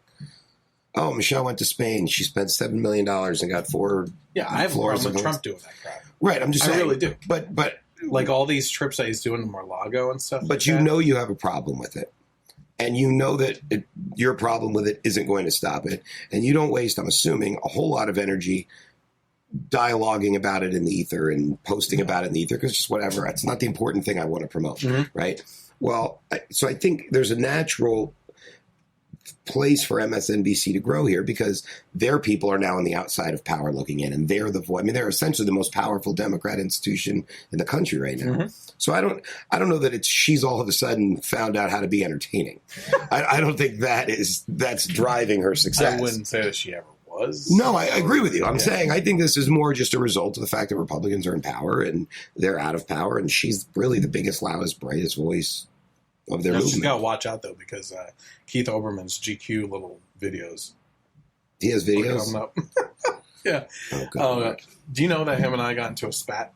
I believe you told me this, but refresh our memories. Hilarious. He, I railed against him in a tweet that was actually aimed towards Beck, who I just happened to come across this video of Keith Olbermann being this pompous little prick about how he literally just pumped himself up as a personality and put Beck down and was like, I'm going places, I'm going to be huge. Like, he was saying this stuff about himself, and then he's like, with Beck over there, this Fox puppet and everything, he has, because this was when Beck was at Fox before he started his own network, he's going to be a nobody, he's going to be out of there, he's going to be fired, and he's going to, he'll be reserved to his radio station, and even that's going to fall apart and everything. And this just happened to be when I found this video at the height of like the Blaze taking off, all these personalities coming on, Tomi Lahren and stuff like that. And I found this video, I tweeted it at Glenn Beck, look at Keith Olbermann saying that you're going to be nowhere and he's going to be somewhere. And it's the exact opposite right now, because MSNBC didn't employ him anymore. He wasn't in sports casting anymore. Like, he was literally nowhere. He was putting out little videos here and there on Facebook or something. And Keith Olbermann just went after me, and all his little minions started coming after me. And I sat at work with my buddy Ben, who's been on the podcast too, and we're sitting across from each other, and I'm reading these tweets as they're coming in, and we were laughing so hard at how just like enraged these people were, and Keith was. And so now he's doing quick little videos for GQ, which doesn't make any sense to me. But the funny thing about Keith Olbermann, we keep on getting way off topic, but the funny thing about Keith Olbermann on his GQ videos, Stephen Colbert on his Late Show, not Jimmy Fallon, he's great, Seth Meyers, right, and Trevor Noah, and John Oliver. When you go to YouTube, all the trending videos are those people bashing Trump. Like, their careers would be nowhere if they didn't go after Trump. No, and there are a lot. If Hillary had won, there's a good chance that Stephen Colbert wouldn't have his own Late Show right now. I guarantee that. This isn't comedy; it's affirmation. It's a big difference. It's not difficult. It's not edgy. Kathy Griffin. It's not edgy. No. To walk into a room full of people who agree with you and tell them where you agree. Yeah. Right. That's not. And she overestimated with the whole beheading stunt what her fans were actually after, because they're like, whoa, holy crap, like, I don't like the guy, but you're bat crap crazy. I don't think her fans had a problem with it. I think the people who pay her salary had a problem with it, because I was hearing liberals that were railing against her too. Maybe in minor, like apologies to J.K. Rowling. There were whispers. There's whispers in the wind. Whatever. Again, she's not somebody I ever knew who she was, or that. Who the hell cares? Freaking Kathy. So let's go back to the AI story here. So Zuckerberg, criticized Musk on what he said about AI, but the Facebook AI apparently determined that the word-rich expressions in English were not required to complete its task. So the AI operated on a reward-based principle, and in this instance, there was no reward for continuing to use the language, so it developed its own. That's freaking nuts. Like, it basically problem-solved out. Well, no, first it analyzed the English language and said, I don't need all this extra crap to get things done. Basically threw that in the trash can and came up with a more efficient language to communicate with each other. Mm-hmm. Like, out of nowhere. Yeah, that's amazing. It's amazing and scary as hell at the same time. Obviously. Yeah. In Google's case, their AI had developed a language that no human could even grasp. Like, in Facebook's case, it was like a cryptogram. Right? Isn't that what was in the newspaper for so long? Like, they put letters and you have to figure out what letters stand for what, and then actually figure out what the saying was. Right. It was almost like that with Facebook AI. Like, they determined, okay, they came up with their own language. What are they really saying back and forth now? And they did like a cryptogram, essentially. But in Google's case, the AI had developed a language that they couldn't even grasp. Like, they couldn't get it. But it was potentially the most efficient known solution to the problem. So, again, amazing. Right. But scary as crap. Right. So, anything else on that? Nope. Okay. I'll reclaim my time. If the Charlie Gard case wasn't enough to turn you off to the socialized universal healthcare system, were you following along with that? Is he the guy for the Eagles? Charlie Gard? No, I'm just kidding. I know who Charlie Gard is. It's a horrendous story. Horrendous. First of all, anytime you have sick kids, excuse me, you have heartstrings. We all have heartstrings. And there was no good position as a parent here. Yeah. There's really no hope for that kid. Almost every doctor that I heard talk about it said there's no hope. But you're talking about 9 months of stringing along a family as he deteriorated, which is where my biggest problem was. They had over $1 million raised to get him treatment 9 months ago. Right. And he was no longer under the control of the parents. The hospital assumed control and basically said, you have no right over your child. Right. And that's the part that, as much as I think, we're both parents, we never want to be in that situation. At the end of the day, it is a parent's right to make those decisions, not the government's right. And yeah, it was a horrendous story. And someone mentioned on the podcast at one time that Denzel Washington movie where he... I haven't seen it, but I know. He took a gun into the hospital and was like, it was either to force them to treat the kid or to get him out of there. I think it was more to force the treatment, like, take care of my kid. Right. But in this case, like, I'm sorry, I don't want to sound violent or anything like that because I haven't been violent in my life yet, But yeah, you do something like that to my kid and assume control and tell me I don't have rights as a parent over just holding on to a hope that there's a fraction of a percentage of a chance to treat my kid. I will go full bore Rambo to get my kid that treatment. I said this to you before we started the podcast, but I would love to come do one of these on child custody issues, parental rights issues, because it's horrendous. I can tell you from my own personal experience with a really great kid and a really relatively normal situation, it's horrendous. Mm-hmm. But those same issues that play into the Charlie Gard case over who has the rights to make these decisions are the same sorts of things that you see in schools, right? Deciding what programs your kids will take versus what they won't, what requirements for graduation that, they'll have that maybe not in line with, something normal. They touch on the charter and voucher program systems and those sorts of things. But yeah, we should do a podcast all about that one day. Get like 5 of us in here, do a round table. Oh yeah, get a bunch of divorced friends or something. Yeah. I mean, you get an attorney in here. You can get an ex-judge or something. Yeah, maybe not in here, but somewhere. I'm just saying, nobody. I've been trying for 10 years to get people to pay attention to this issue, and congressmen, I've met with them. They won't touch it. Nobody wants to stand up and nobody wants to put their name on a problem they don't think can be fixed. Well, let's talk about fat people. Okay. Green-haired or just all fat people? Just all fat people. Okay. We don't want to be specific. Not just green-haired lesbian. Yeah, exactly. Baseball bat chasing. Okay. Yeah, I mean, come on.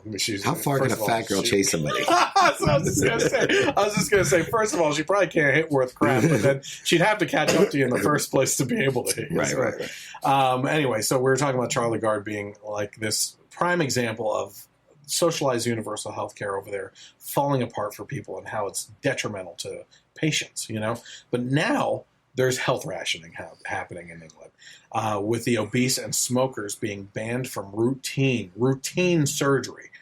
This also reminds me of the fact that a Canadian once told me that in order to get a biopsy done, if they believe you have cancer, sometimes you have to wait 6 months. It's like... Right. It doesn't make any sense. So from the Daily Wire, health experts in Great Britain are warning that obese people and smokers will be routinely refused operations all across Great Britain in the near future. The latest case in point comes from North Yorkshire, where patients having a BMI, body mass index, I believe is what it stands for, of 30 or higher, and smokers will be refused routine surgeries for over a year for non-life-threatening conditions. So the Vale of York Clinical Commissioning Group stated, the local system is under severe pressure. Hospitals are being warned that they will not be paid for surgery if they carry out operations on obese patients who are not exempt from the policy. This work will help to ensure that we get the very best value from the NHS and not exceed our resources or risk the ability of the NHS being there when people really need it. Okay. Claire Marks, who's the president of the Royal College of Surgeons, condemned the decision, asserting, she said, this policy from Vale of York is among the most severe and modern NHS has ever seen. Leaving patients waiting in pain for treatment longer than is clinically necessary cannot be accepted. In the last month alone, the Royal College of Surgeons has learned of at least 3 clinical commissioning groups that are planning to introduce policies that deny or delay patients' access to surgery as a means to cut spending.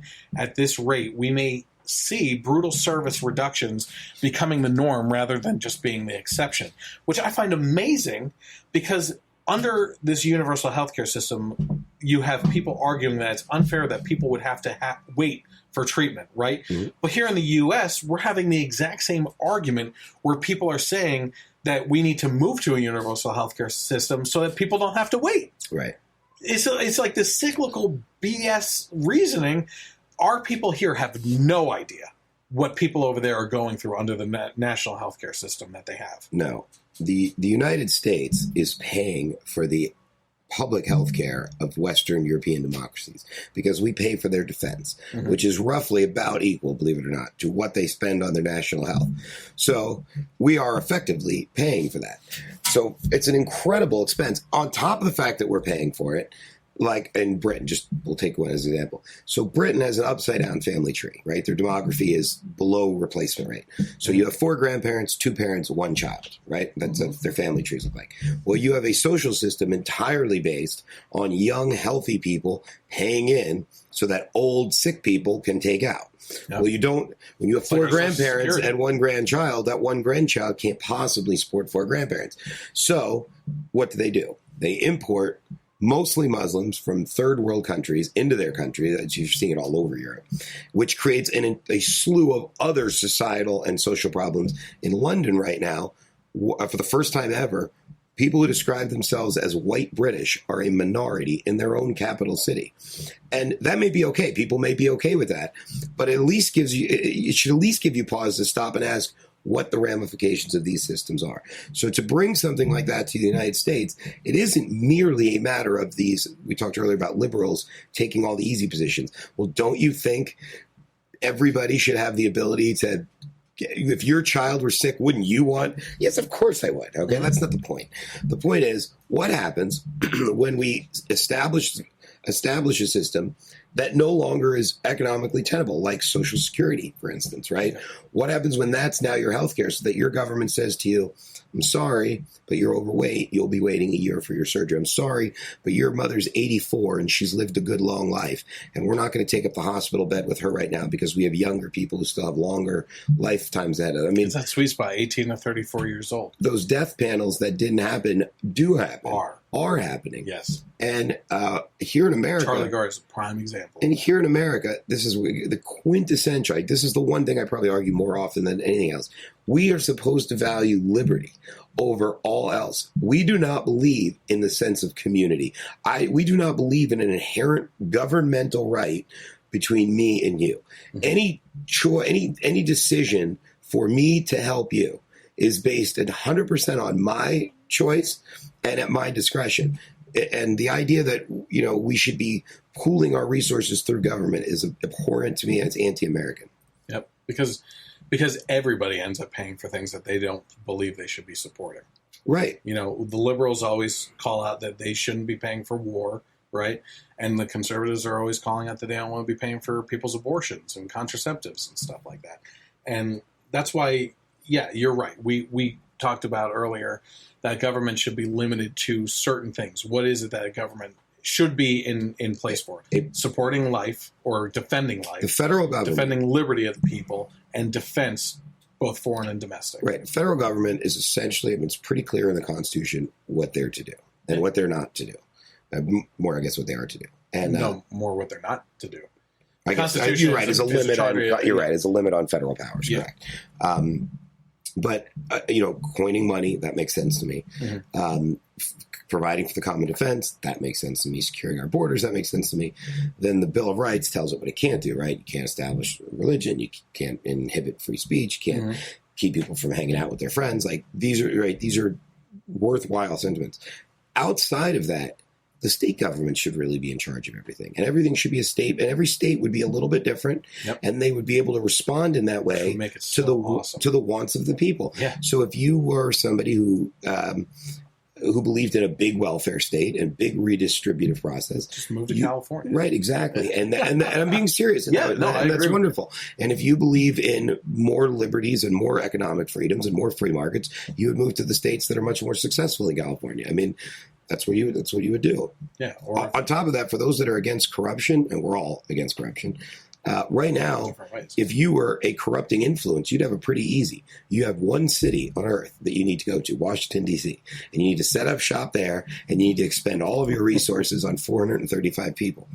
And if we diversify or diffused power, back to the states, and had 50 state capitals, now if you're a corrupting influence, you can't set up shop in Washington, D.C. You've got to set up shop in 50 state capitals. And you've got to lobby, thousands of representatives on those levels. That makes it much more difficult for any one group to be corrupt, frankly, corrupting. So going on with this one, Chris Hobson, the head of the NHS providers, warned, I think we are going to see more and more decisions like this. It's the only way providers are going to be able to balance their books. And in a way, you have to applaud their honesty. You can see why they're doing this. The service is bursting at the seams. He's being he's honest. Putting it out there. He's honest about it. So what is he saying here? That the market of healthcare is flooded, right? And that is exactly what the right argues, has been arguing for decades against universal healthcare, that when something, no matter what, is considered free, people flock to it and abuse it. So how can they abuse it? It would be by using it for minor issues instead of major ones and tying up the process for specific treatment centers. You see it all the time right now with ER centers, right, where people go in for a common cold or something like that because they don't have the health insurance to cover it or something. Well, when that all becomes free, they don't know where to go. They're either by uneducation or miseducation or what have you, and they're flooding these markets, and we don't have enough doctors to handle it, and plus it incentivizes doctors to even enter the field. Correct. Well, in Britain, because this is where the story comes from, they're a major housing crisis. They're having to build something like 250,000 homes a year just to keep pace because of the immigration. Because of correct. Refugee. No, it's not. They're not refugees. Most of them are not refugees. Okay. I think the EU estimated 60% of them would not qualify for refugee status. So the majority are not refugees. Migrants. That's what they are. And they can't build 250,000 homes a year to keep up with that pace. This is, England's not a huge country. So why would it be anything but common sense to people that every other field would be equal to you? So if you have a health system set up to care for 12 million people, I don't know how many people live in England, 20 million, I really don't know the number. And all of a sudden you raise your population by 2% in a year, why wouldn't where do the hospital beds come from to care for that 2%? Where do the doctors come from? Where do the medicines, the other resources come from? Of course, they can't come from anywhere. So the Telegraph reported on this, that the decision by Vale of York Clinical Commissioning Group comes amid increasing limits across the NHS on surgery for cataracts as well as hip and knee operations. Under the latest restrictions, patients in the catchment area who have a BMI of 30 or more will be barred from routine surgery for non-life-threatening conditions for a year, although they may secure a referral sooner if they shed 10% of their weight. So what are they doing? They're fat shaming. They are fat. That is a fat shaming system in their healthcare. Yeah. That's crazy. We can't do it. Is that politically incorrect to do that? Liberals right now in America circuits are breaking back and forth. It's like, I want universal health care, but they're fat shaming. What do I do? There's nothing better than when an issue comes up, which when a gay attacks a Muslim or a Muslim attacks a gay. There's no greater thing than watching the left try to explain to you how they fall on that issue. Right? Yes. It says that cancer patients and those with life-threatening illnesses are exempted from the surgery ban. So, good. Never mind. We're okay. So this is what this reminds me of. You and some of the listeners are familiar with the fact that when I was 26 years old, so about 8 years ago now, I had cancer, right? And when I was going through chemo, Right now, I weigh around 240, right? And at the time when I went through chemo, I went down to 200 pounds, okay? I looked sick. Like, just, like, it wasn't good. Right. You know, I was skinny. And you were sick, so that makes sense. I mean, yeah, but here's the thing. According to, like, my BMI and stuff like that, I should weigh around 175, 180. I don't know. I would have. I don't even know what people would be calling "feed my starving children." Right. Okay. You know, like, it's bad enough when I'm at 200, but like, so I don't think that these things take into account body structure and stuff like that. Like, how can you write a formula that covers 350 million people? That's insane. Yeah. So it's just, I just find it fascinating that someone like me wouldn't be able to get a routine surgery. Well, and let's be honest, statistically speaking, which groups of people are most likely to be obese, overweight, right? To be smokers? They're almost always the poor. Almost always. And more poor people smoke in much higher numbers than wealthy. Also, much higher rates of obesity. So, I mean, imagine a Republican. I know that we're talking about England here, but imagine a Republican putting forth a policy that were essentially eliminating or making life more difficult, right, for predominantly poor blacks, poor people, but blacks specifically. You would hear all those labels that we all can recite by heart: racist, homophobes, xenophobia. Yeah. But that is essentially what this is. This is an attack, in essence, on common sense, but particularly on poor minorities. Yeah, and it's a universal system. Yeah, which a lot of the left fight for here. Right. Well, that's what I'm saying. For the left to bring these systems in, this would be the outcome. Yep. But they say it would be different. It's always different, right? I mean, well, whenever it doesn't work, they just say it needs more money. Yeah, exactly. It's always, there's no problem that can't be solved if we just spend more money. That's it. And I don't know if you saw the podcast on my Solutions Party thing. Did you see that one? I don't think so. So essentially what I said was, it's like, both sides are so corrupt at this point. I hate the Republicans. When someone says I'm a Republican, I'm like, I'm offended by that word. Okay. I don't get offended by much, but that is an offensive word to me. Like, I'm a constitutionalist, libertarian, or you can call me a conservative or anything like that. But I said, we're seeing like this ability for third parties to really make waves now. You know what I mean? And I think that there's people in both parties in Congress that are saying, this is like, I don't agree with it. What these people are saying or how they're going about doing it. Like the fact that I have to vote a certain way just because my people despise the president, even if I agree with maybe something that he's doing in the actions or policies or something like that.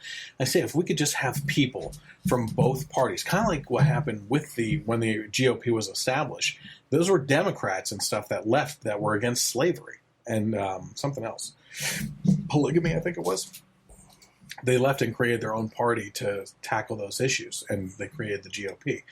And if we could just have Democrats and Republicans that are in tune with common sense and really want to tackle the issues, right, come together and form a new party, something like called the Solutions Party, I said, right, where they say, listen, we agree on the problems.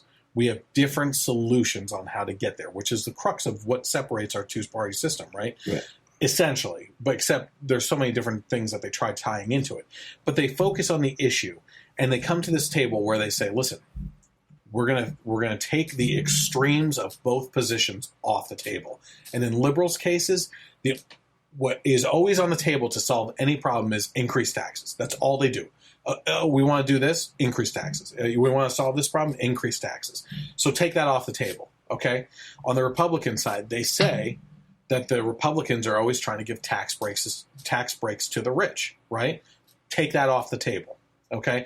Now you are stuck with Republicans and Democrats in the Solutions Party that have to be creative, not using their vices that they always go to, and actually work together for a solution that will work to resolve that problem. You know what I mean? I know what you mean. I don't like it. Okay, why don't you like it? Well, number one, because despite what people may say, I don't think that Republicans are cutting taxes. I can't think of an instance recently when they have cut taxes. You have to go back to Bush. And I don't think it's targeted at the rich, although the rich tend to pay the majority of the taxes. So certainly they're going to get the majority of any tax cut. And I don't want that option taken off the table. I am an extremist. I am a fighter. I am, Senator Goldwater said, moderation in pursuit of, I'm going to screw this quote up again. Right. Can we go back? Can I get my Katie Couric 7 seconds to go back here? Yeah. It's, 5, 4, 3, moderation 2, in pursuit of justice is no virtue, and extremism in pursuit of liberty is no vice. It's a paraphrase. Let's call that a paraphrase. But I don't. Moderation in the protection of liberty is no virtue. Extremism in the defense of freedom is no vice. I was pretty close. Yeah. All right. And it's actually part of his acceptance speech in 1964. There are variants and derivatives of the quote, where a couple other ones are extremism in defense of liberty is no vice, tolerance in the face of tyranny is no virtue, or extremism in the defense of liberty is no vice, and moderation in the pursuit of justice is no virtue. Okay. So there's a couple different angles out there of that they took. Well, yeah, check the tape. I think I was pretty close, but either which way, we all got the point. No, I'm a hardliner on what we said, on the Constitution, and I don't want. Maybe we do need to raise taxes somewhere. I can't, for the life of me, imagine where or why that might be. But maybe that is. Nothing should be off the table. Here's why I say that, though. If you're stuck without having to go to your vice, right, and a liberal has to sit there and be creative, okay, the only way to do this is to increase taxes, but I can't do that. So I have to use funds that are available. In my mind, hopefully, what it would force them to do is say, okay, we've been greedy for way too long, spending on... Wait, listen, hear me out. We're spending millions of dollars over here on, like I said, the research of salmon mating, right? Why can't we take a good portion, if not all of that, and actually put it towards something that we believe is more important? Right. Well, okay, so it would hopefully lead to self-analysis. Okay, so number one, do you really believe there's some senator, congressman who's going to go through self-analysis on how they've been greedy? I don't see that one happening. Well, maybe not number two, them, but it plays right into the notion that the idea of the way to solve problems is, excuse me, for government to spend money on it, when in fact, I believe as a conservative and a libertarian and a constitutionalist, most of the problems of mankind have been created by government and/or would be better solved if government were less in our lives as opposed to more in our lives. Solved by the private sector. Right. I would be for like hey, we need to shrink the government by 20% every year for the next 5 years. Or I guess that would be 100% reduction. Well, it wouldn't ultimately, but I'm one who personally believes right now we have about a $4 trillion federal budget. I think it should be shrunk down to just under a trillion. Trillions. Should be shrunk to just under $1 trillion, about a 75% reduction in the size of federal government somewhere in the next 10 years.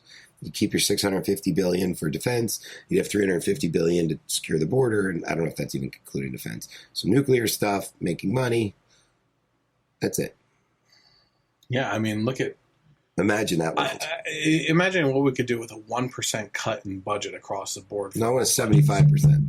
Well, then you're talking about something like Calvin Coolidge did. Yeah, that was the last great president. Yeah. I mean, you're talking about when who was it that he was vice president to? Calvin Coolidge was the vice president for trivia, guys. Don't forget, check out our 4 shows. Harding, Warren G. Harding, Ohio. Warren G. Harding, yeah.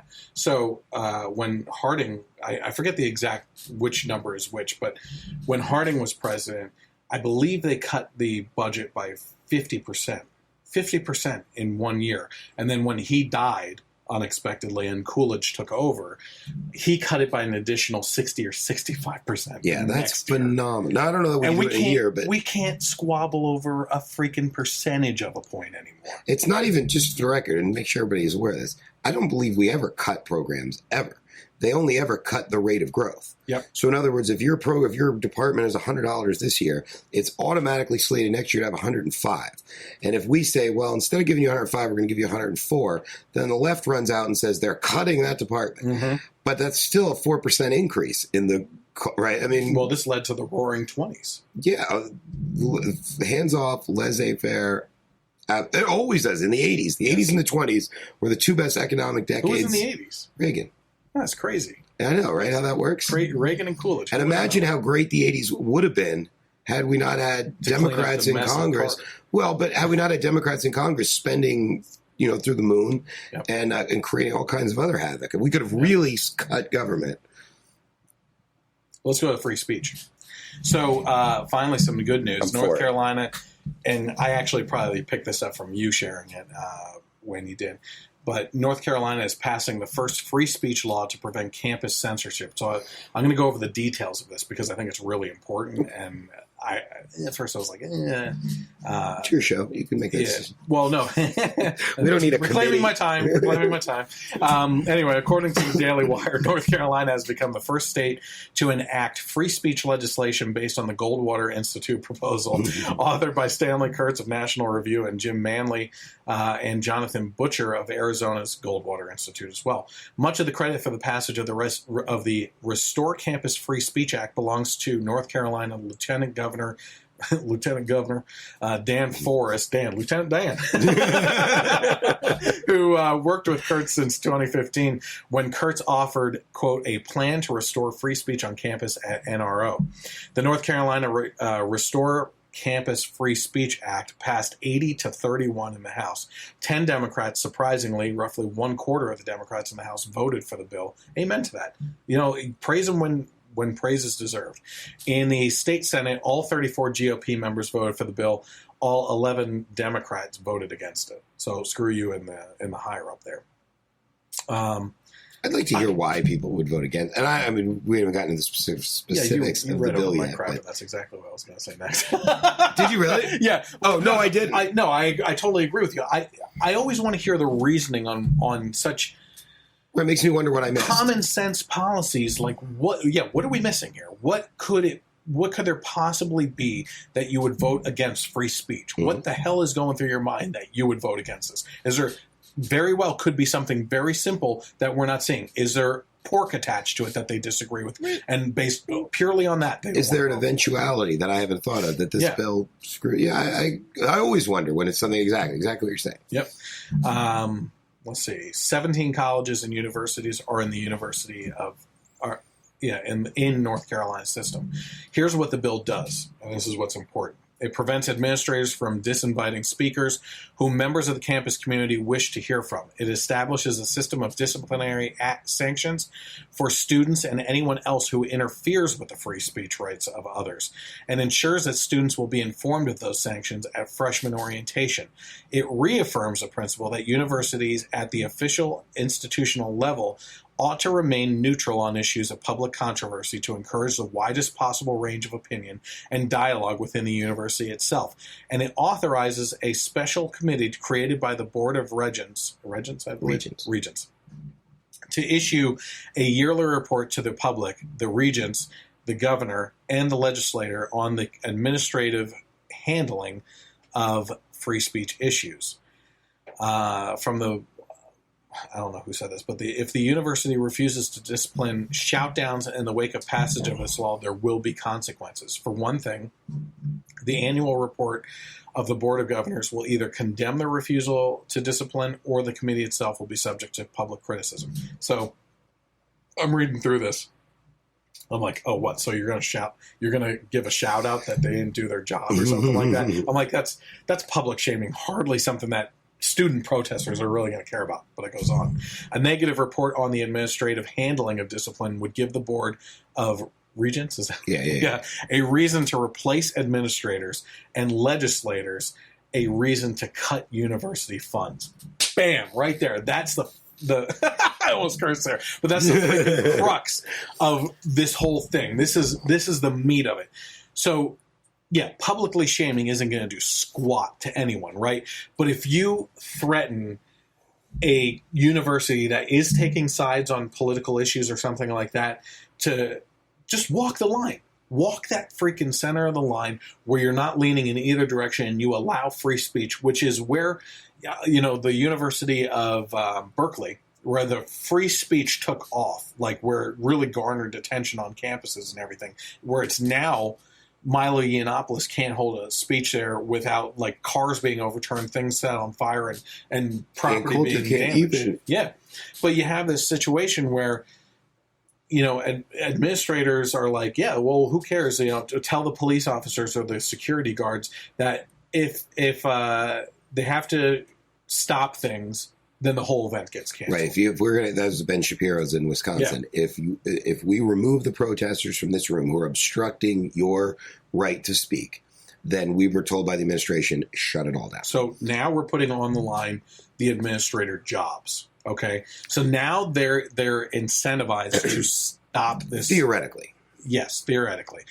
And also university funds, which is what we almost started off this whole conversation with. Okay, so my first question, and again, I'm not expecting you to know all the answers to this, but my first question is, it said, you read something that it said they would now have justification to cut funds. Is that how the phrasing went? Legislators a reason to cut university funds. Right. So legislators being state level or federal level. Save this law, wouldn't they not have the same authority to cut funds to the universities within their own state system? They would have before, but think of... Would they not have the ability to fire... I don't know who hires. Oh, I don't think. I don't know who hires the administrators. Can the? I think it would be a board and now of the university. And now the Congress can fire that administrator. I think it would. Yeah, I don't know the details of that, but it is. I'm all for free speech. On the line. I'm all free speech. It's probably ineffective at best, ultimately, because if you have a Democrat, I mean, look, let's be honest. We're not worrying about college campuses offending the free speech rights of liberals, right? We're worried about them offending the free speech rights of conservatives because across the country and across the board, that's what goes on. But there's organizations like Campus Reform and stuff like that, or groups. I don't know if it's an organization or not. But this gives meat to those organizations that if the free speech is squashed in any way, they can run to this and say, here's where it says that you just passed, right, that we have the right to be doing this and that there will be consequences. So in essence, what I think is going to happen is it's going to rely on these campus students who are defending the right of free speech to have a tool in their tool belt to go to Congress or the university itself and say, listen, what you're doing or what you're supporting or what you're allowing here is against what this policy says. It's too bad we don't have a First Amendment because I mean, if we just had that free speech stuff. Well, I mean, it's too bad that there's not, because I'm generally against more laws because they lead to more lawsuits and they lead to more misinterpretations of law and they lead to more headaches. It's too bad that the State House of North Carolina, what have you, can't simply say I don't know if any of their universities have had any major issues or not, but if there's a major issue like you get at Berkeley, why they can't just... If you get a what? A major issue like you've had at Berkeley, right? Oh, yeah. Why they can't just call a session of legislation and say, hey, listen, we are going to defund this university because we don't think it's a good use of the taxpayer dollars. Excuse me. I don't know. I mean, it's a shame that there aren't better mechanisms, I guess. But if there's one thing I think government should be doing, it's defending, we talked about this, people's natural rights, their constitutional First Amendment right? So I think it's pretty clear that in a lot of college campuses, those rights have not been upheld. And so I think this is a legitimate purpose of government. I'm not sure that it's a perfect outcome, but it's a legitimate purpose. Yep. You ready to get to the fun stuff? We didn't already do the fun stuff? We green-haired fat lesbian. That's like... Oh, yeah. Well, that's exactly what we're going back into. All right. So let's talk about some gender issues and insanity in the world today. Social justice warriors can chalk up another victory this week as the MTV Moonman Award is now called the Moon Person, which obviously accomplishes and solves absolutely nothing. I didn't even know MTV was still on TV. I really didn't. Either did I. I checked out at some point when... probably the mid to late 90s, whatever. Yeah, Moon Person. When they had more music than actual TV shows. How do you know it's a Moon Man? Do you turn it upside down and look and then you figure it out? Like, what freaking... Has there ever been a Moon Woman? I mean, we all know it's a guy in there. No women have walked on the moon. You're screwing me up here, man. Oh, I'm sorry. On the script. Is it really? Yeah. I did not read. This wasn't even on my script. I was going to ask you, how many women have popped quiz? How many women have walked on the moon? None. I'll give you it's three too dirty guesses up there. Yeah, you gotta send her up with a big Oh my vacuum. God. Man. Can you imagine being stuck in one of those little Apollo capsules with a broad for 8 days, therefore back? Oh my God. There's zero gravity up here, but the gravity of this situation is horrible. NASA officially licensed earplugs. Chemicals just drop in the ear, dissolve the eardrum. So, in keeping Is that with, in the script too? No. In keeping with some changes at the network, MTV is doing away with the gendered VMA trophy, lovingly called the Moonman, in favor of a gender-free space traveler, which will be henceforth known as the Moon Person. Why should it be a man? It could be a man, it could be a woman, it could be a transgender, it could be a nonconformist, MTV president Chris McCarthy told the New York Times. Who watches MTV and why? I mean, really, why? Do they even do video? Don't they? When we were growing up, back in the day, they had videos, and they were like mini movies. It was a big deal. You got Hollywood. Vivo does it on YouTube. That's where you go to for music videos. Where? Vivo. Okay. On YouTube. Okay. And so they're not. Do they play them on MTV? No, on YouTube. So MTV is giving out awards for things people are doing on YouTube. No, I think I'm in MTV Video Music Awards. Yeah, so it would be. But do they play those videos on MTV? I don't think they do. I don't think they're. I mean, there's an MTV 2 and 3. Like it used to be, again, for those of you that are under 30, it used to be that MTV, and they started, there were other music videos being made before that, but really they were the first channel and the first ones that had like one space to go. And they moved the music industry. I mean, they changed dramatically the music industry. And you would get Hollywood producers to make your videos. They were little vignettes. They told stories. They had high art qualities in some cases. Max Headroom. Right. That was the one I was thinking of, but okay, fine. But, and so MTV all day long, you would race home from school to watch the coolest videos, to see what was on. It was like nobody put the radio on. We put the TV on to listen to music. You know what the downfall was to our generation, that when the real world started up, we're like, yeah, this is kind of interesting. Downfall of society right there. It led to road rules. It led to Real Housewives of everywhere. But there again, all these reality. It was originally as a great concept. This idea that you could take 7 completely different people and throw them in a room. I mean, I'm trying to paraphrase their opening here. Throw them in a room together and see what would happen. And the first several seasons, that is essentially what they did. Then they started to social engineer it. And then it started to become, we're looking for more conflict, so we're going to promote this here. Or then it became like, we're just getting good-looking people who want to have sex and, softcore porn it on. Can I tell you a story? About softcore porn? No. I tried out for Real World. Okay. I didn't know that. Back in the day, my buddy was heading down to the Philadelphia auditions for it. Like I think the auditions were just in Philadelphia. I don't think it was set to be in Philadelphia or whatever. And they have this roundtable. The first interview is a roundtable discussion at the time, right? And what they do is they take a group of people and fill up all these roundtables, and they ask questions of everyone, right? And one of the questions was, well, first of all, they went around, what's your favorite style of music, and what are you into? What are your hobbies? And then they start getting a little bit more personal, like about your sex life and stuff like that. And the one chick, she was kind of like a skater chick, sitting. She had all my same interests at the time, right? And I'm like, this chick is kind of cool. I don't find her that attractive. Like, there's 2 chicks sitting over here, right, that are like supermodels, right?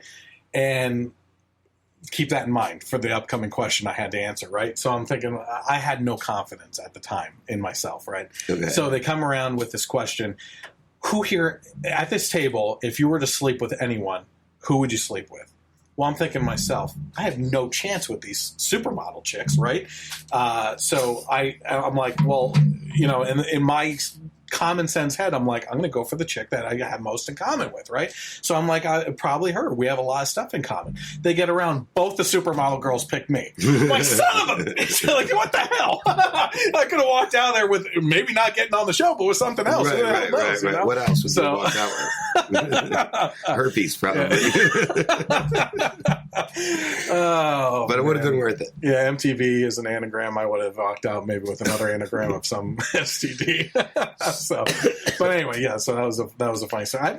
I've found myself in some very unique, fun story situations throughout my life, and I never remember that story.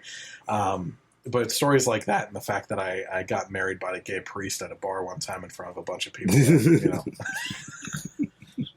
those kinds of stories stick out, Anyway, so the gay priest sticks out. Yeah.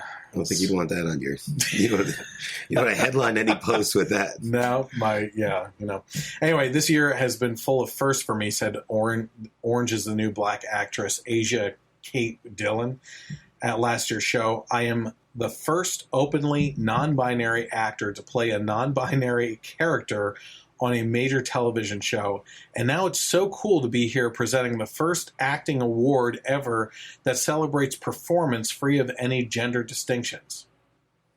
No, she just made a bunch of gender distinctions. Like, the whole thing is nonsensical in what she said. Tonight we celebrate portrayals of the human experience because the only distinction we should be making when it comes to awards is between each outstanding performance. I can agree with her on that last portion, right? Which is the thing that drives me nuts about these award shows and everything is what they stand for. You know what I mean? Like, it's people pretending to be things. There's a lot of merit in award shows for musicians, because I think musician is a real talent. I think there's a lot of actors out there, but in essence, you're winning awards for playing somebody who actually doesn't either doesn't exist or is a portrayal of a real character that I don't think you could ever really live up to. In essence, they're cowards, all of them.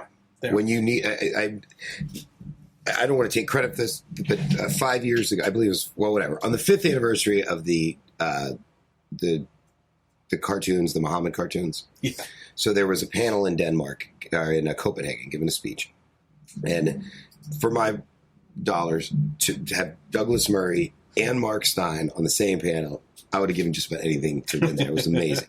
So, and you can YouTube, you can watch it on YouTube. But I believe it was Douglas Murray who made the point that for a group of people talking about media types, whether it's actors and actresses or musicians or journalists who trip over themselves to give each other courage awards and celebrate their courage, right? They really are cowards. And at a time when 7, I think, people at Charlie Hebdo put up their depictions of Muhammad and were murdered, slaughtered, right? Yeah. That most of the Western press, the vast majority of the Western press, refused to show those cartoons. They essentially let these 7 people take the lead on defending free speech, right? Mm-hmm. In order, and let them be killed for it. And when their courage was needed, when every single newspaper in America, in the Western world, the day after that, should have had those pictures of Muhammad on it. They should have. They still should. Every day it should be on the top of the newspaper, the picture of Muhammad, until nobody cares anymore. We should all be taking that risk because it's fundamentally important to our society. Do you know how many people Christians slaughtered over the depiction of the crucifix of Christ in the jar of piss? No. I haven't heard any stories either. No. So apparently MTV is also doing away with all gender categories like the best male actor, best female actor, that type of stuff with that as well. So that's the last part of that. And it's like, why? What the hell are you solving? With the exception of taking my daughter, because it's like obligatory as a parent once in a blue moon. I don't think I've been to the movies in 20 years. I don't watch TV. I don't have a TV. I don't watch TV. I couldn't. These people don't matter to me at all. At all. I find myself getting wrapped up in things. I do. I'm a huge... So you're supporting all this? No, look, first of all, like, here's a great example. Right now, I'm a huge Marvel fan. Okay. Actually, I like the DC stuff, too, except for a couple I thought were flops, whatever. But, like, Marvel, Iron Man, Captain America, the Avengers, like, all of them coming together and everything. 75% of the Marvel main cast, the main characters, are screaming liberals Like Mark Ruffalo is a huge environmentalist person. Scarlett Johansson is always talking women's issues in the entertainment industry. Chris Evans, who plays Captain America, is constantly railing against Trump, saying stupid, ignorant crap all the time. So, and you may not know this or even care about this, but in the new Avengers Infinity movie, which is like a massive one that's going to be coming out next year, I hope that Captain America gets killed off as a character so that he's no longer in the entertainment industry, because he has nothing else going on. And I would be happy to have the Falcon take over his position in that movie, because I don't know what his views are. And that's the best way to leave it. You know what I mean? I don't need to know your freaking opinions. Don't use your soapbox to get up there as an actor and project your political correctness crap. What I became aware of was that beyond the actor and actress's personal viewpoints is that the shows started to portray things that weren't normal. Just like we were talking about Muhammad's cartoon. They started to portray things that weren't normal in an overt attempt to normalize them, right? Whether they were characters of different sexual orientations or interracial couples or what have you, right? Yeah. And I found myself slowly starting to, like, you don't notice that thing anymore that you used to notice all the time, right? Yeah. It changes your perspective. And I'm open to having my perspective changed, but not by left-wing anti-American liberals who are purposely manipulating me. These are not crucial to the storyline, right? Yeah. These are not. That's not what I'm talking about. I'm talking about ancillary characters and ancillary situations that are meant specifically to change your viewpoint. Yeah, great point on that and related story. Is have you ever read the book or seen the movie The Mist by Stephen King? No. Okay. He's obviously a very liberal author and everything too, but I thought the movie was great, and I even accepted the fact that they turned a religious Christian woman into one of the main enemies of the movie because she thought that it was end times and was trying to get people to join her and her clan and everything. I look at Westboro Baptist Church, I'm like, that kind of crap can happen. I mean, you could really scare people into joining a movement, you know? So I got past that because I thought it was a great plot point. Well, they just started on Spike TV a new series called The Mist based on the book and movie. Or the book, I should say, because the movie is based on the book. The first episode that I was so excited to see, if you asked me to come up with a bingo chart of social justice warrior issues and catchphrases, right? And I wrote them all down in there. They were all in it. It was like, how do we fit that into this episode? Right. You know, the gay character, the I'm questioning myself character, the save the environment, speeches, the racial component. I mean, it was just endless. And I got done with the episode. I was like, I don't know if I can go on with this show. Like, I really want to see where this is going because the actual underlying story actually was pretty good. You know, I've kept watching it. It's dissipated on all that extra crap, except it's in the background now. Right. Thank God. If they had kept on going with that crap, it would be in the flusher with everyone because it was just so bad at the first episode with it. That's all I had to say. That was an aside. So speaking of, all this stuff going to crap. California is now proposing jail time for people that use the wrong gender pronoun for transgenders because, feelings. According to CBN News, California is on its way to passing a new law that makes it Would you go to jail? Yeah, there's possible jail time. Would you go to a male prison or a female prison? Oh, good question. I don't want to assume anything, so don't ask me on that. Reclaiming my time. That was a legitimate question. I'm reclaiming my time. Reclaiming my time.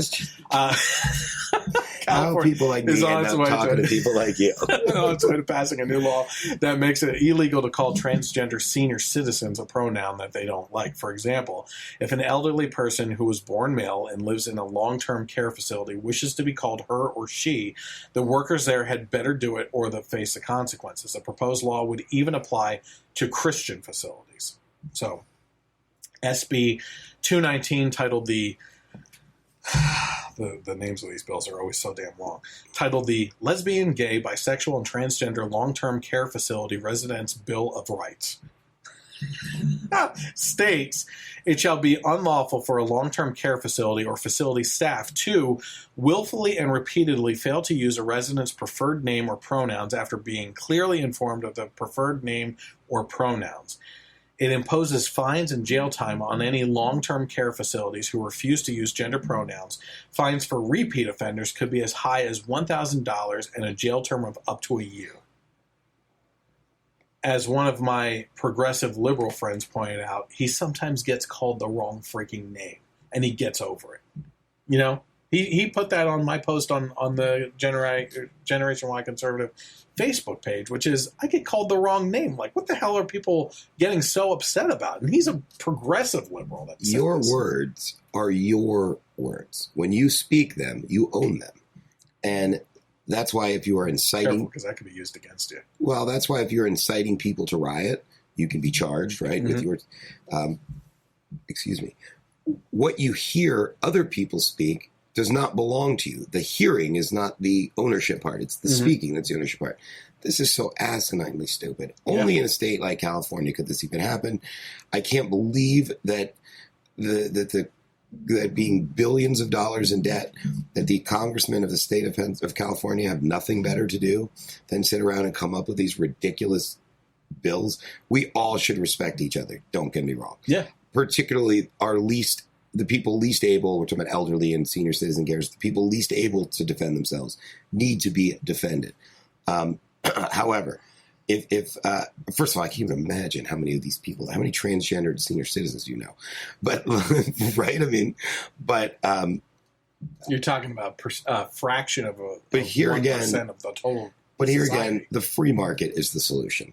If you're at a long-term care and they're not treating you with the dignity and respect that you want, whether it's your pronoun or just in general, right? Then you need a freer market, so you have more competitive businesses that do that you can then take your business to. End of story. Yep. The bill will also mandate bathrooms and rooming situation be designated by gender identity and not biological sex. There are no exemptions for long-term care facilities run by religious institutions who integrate their beliefs about gender into their policies and practices. California Family Council's Greg Burt testified before the California Assembly Judiciary Committee saying, "How can you believe in free speech but think the government can compel people to use certain pronouns when talking to others? Compelled speech is not free speech. Can the government compel a newspaper to use certain pronouns that aren't even in the dictionary? Of course not. Or is that what's coming next?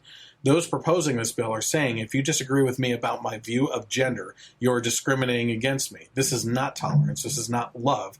This is not mutual respect. True tolerance tolerates people with different views. We need to treat each other with respect, but respect is a two-way street." What you were saying there. It is not respectful to threaten people with punishment for having sincerely held beliefs that differ from your own. But despite Burt's objections, the measure, which is sponsored by the group Equality California and authored by San Francisco Senator Scott Wiener, sailed through committee without even one vote against it. Are we going to let this go by without a joke? Well, don't assume anything. I mean, this is Wiener coast to coast. We had a New York Wiener. We know what he was all about. If your last name's Wiener, you should public sex, conversations about public gender, maybe not your milieu. So I heard that Michael Savage's last name is actually Wiener. Is it? Yeah. He was smart enough to change it then, I guess. Yeah, exactly.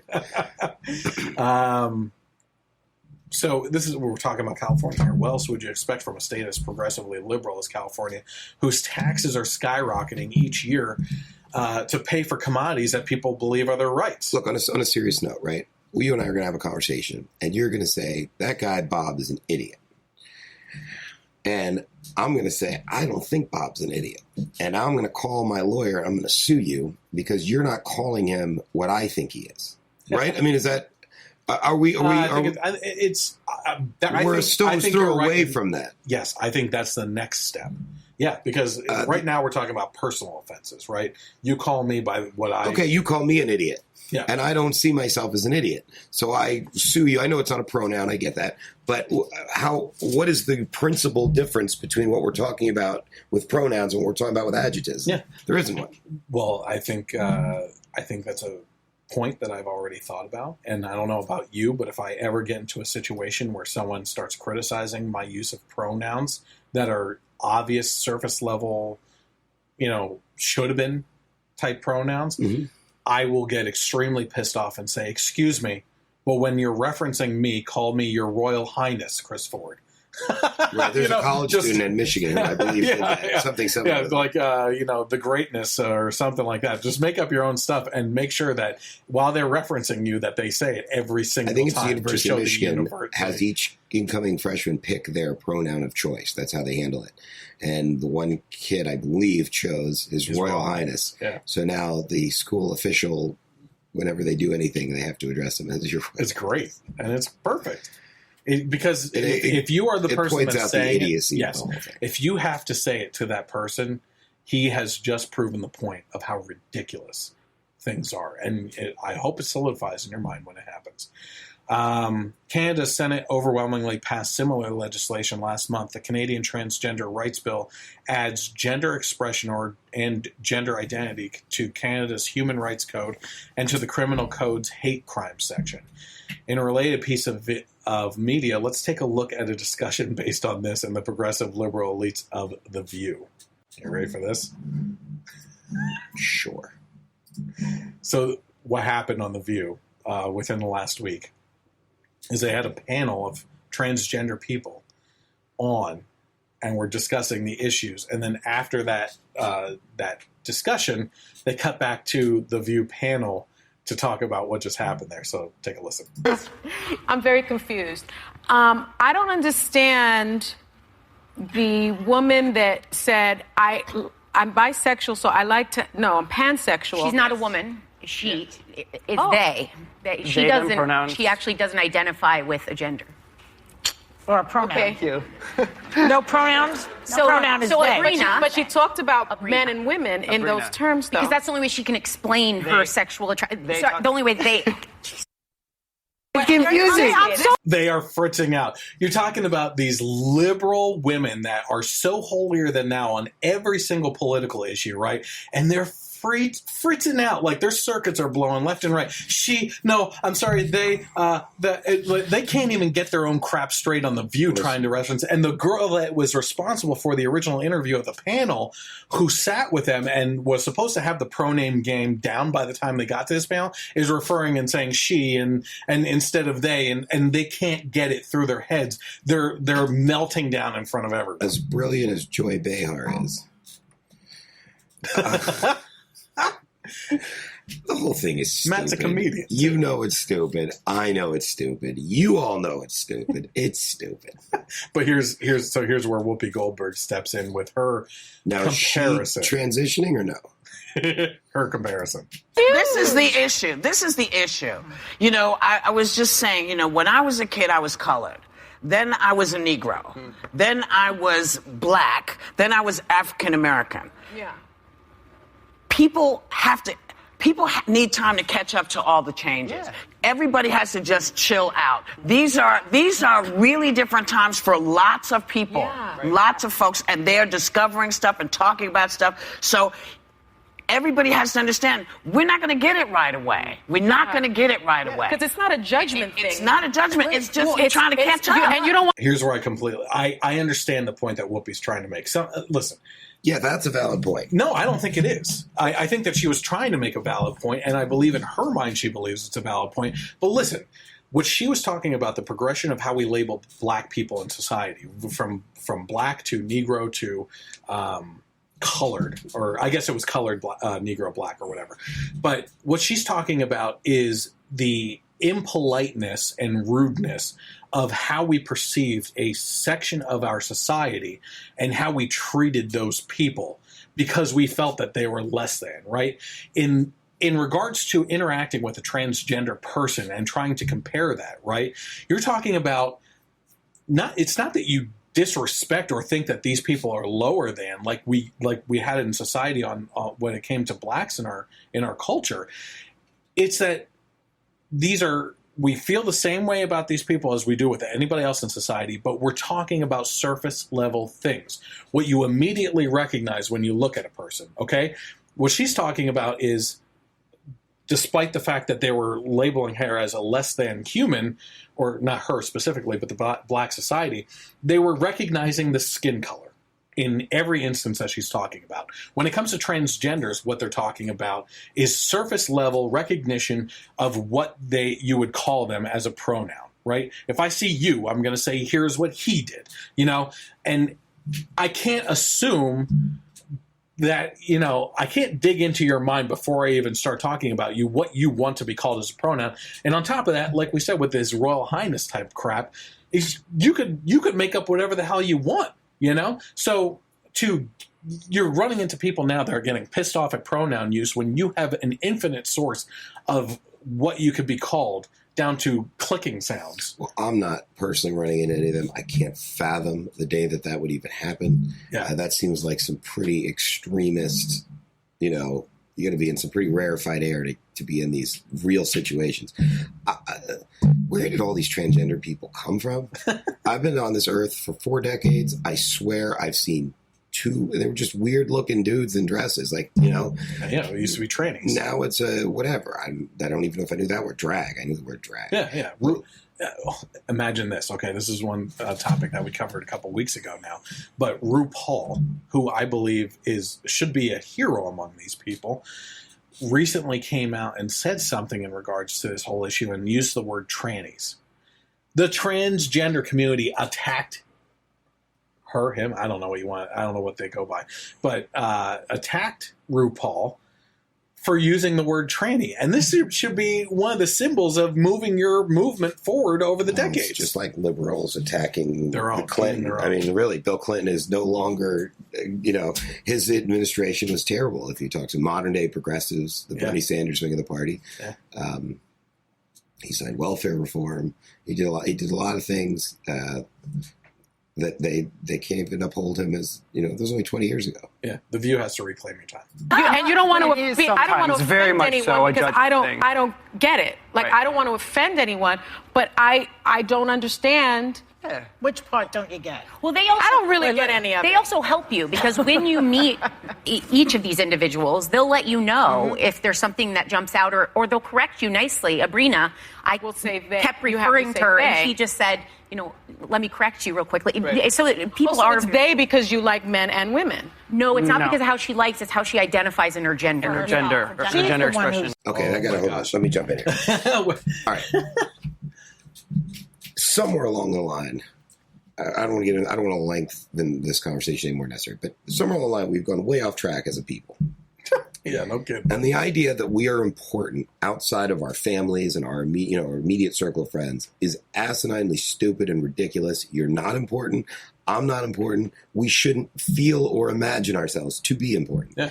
And in the last 40 years, because of less and less church, because of broken families, because of all of these other things, we have a society that is telling people, you're important. You're special. It's more than important. You're special, you're right? Special. You're a princess. Yeah. You're a superstar. Yeah.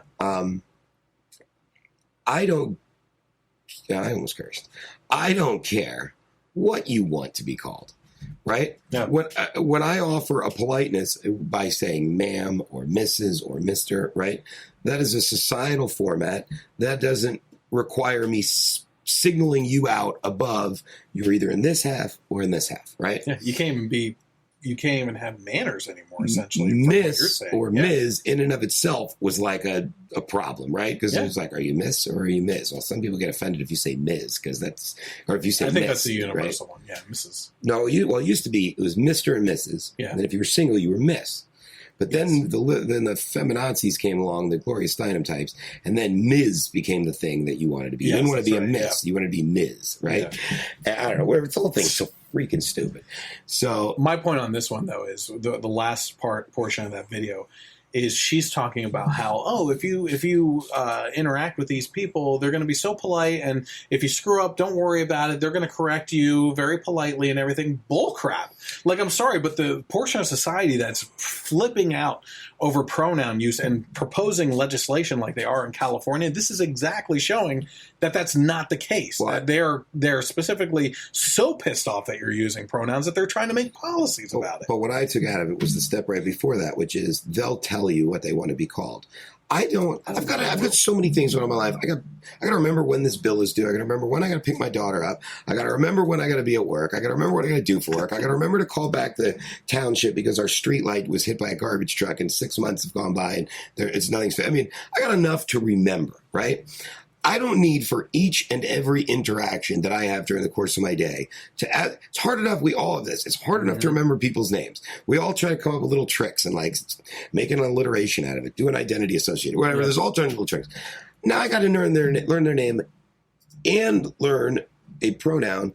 Folks, you're not that important. Your feelings are not that important. If I offend you, if what I'm saying offends you, turn when you see me coming and walk the other way, because I'm not about to start learning unique individual pronouns for every human being that I come in contact with. Screw that. You have marginalized yourselves if you've made that more important than conversation. Yeah, we're claiming one time. So Dave Chappelle actually put it great. He said exactly what you said. You can call yourself whatever you want, but don't expect me to participate in your pronoun game. Mm-hmm.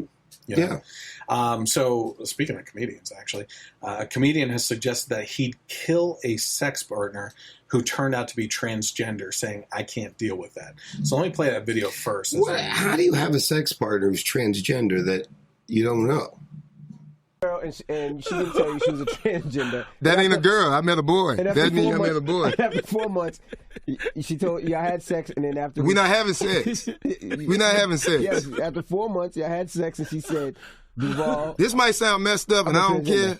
She dying. I can't deal with that. That's a hate crime. I can't do that. No, dog, you manipulated me to believe in this thing. My mind, I'm gay now. I do think I'm gay. No, you're not. She's a woman. No. Now, on Friday, he also said this.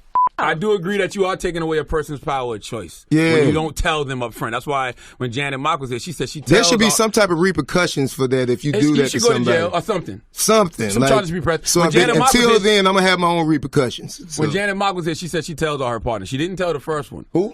Janet Mock. She's Who is that? A transgender activist. Oh, I didn't know that. Beautiful person. Okay.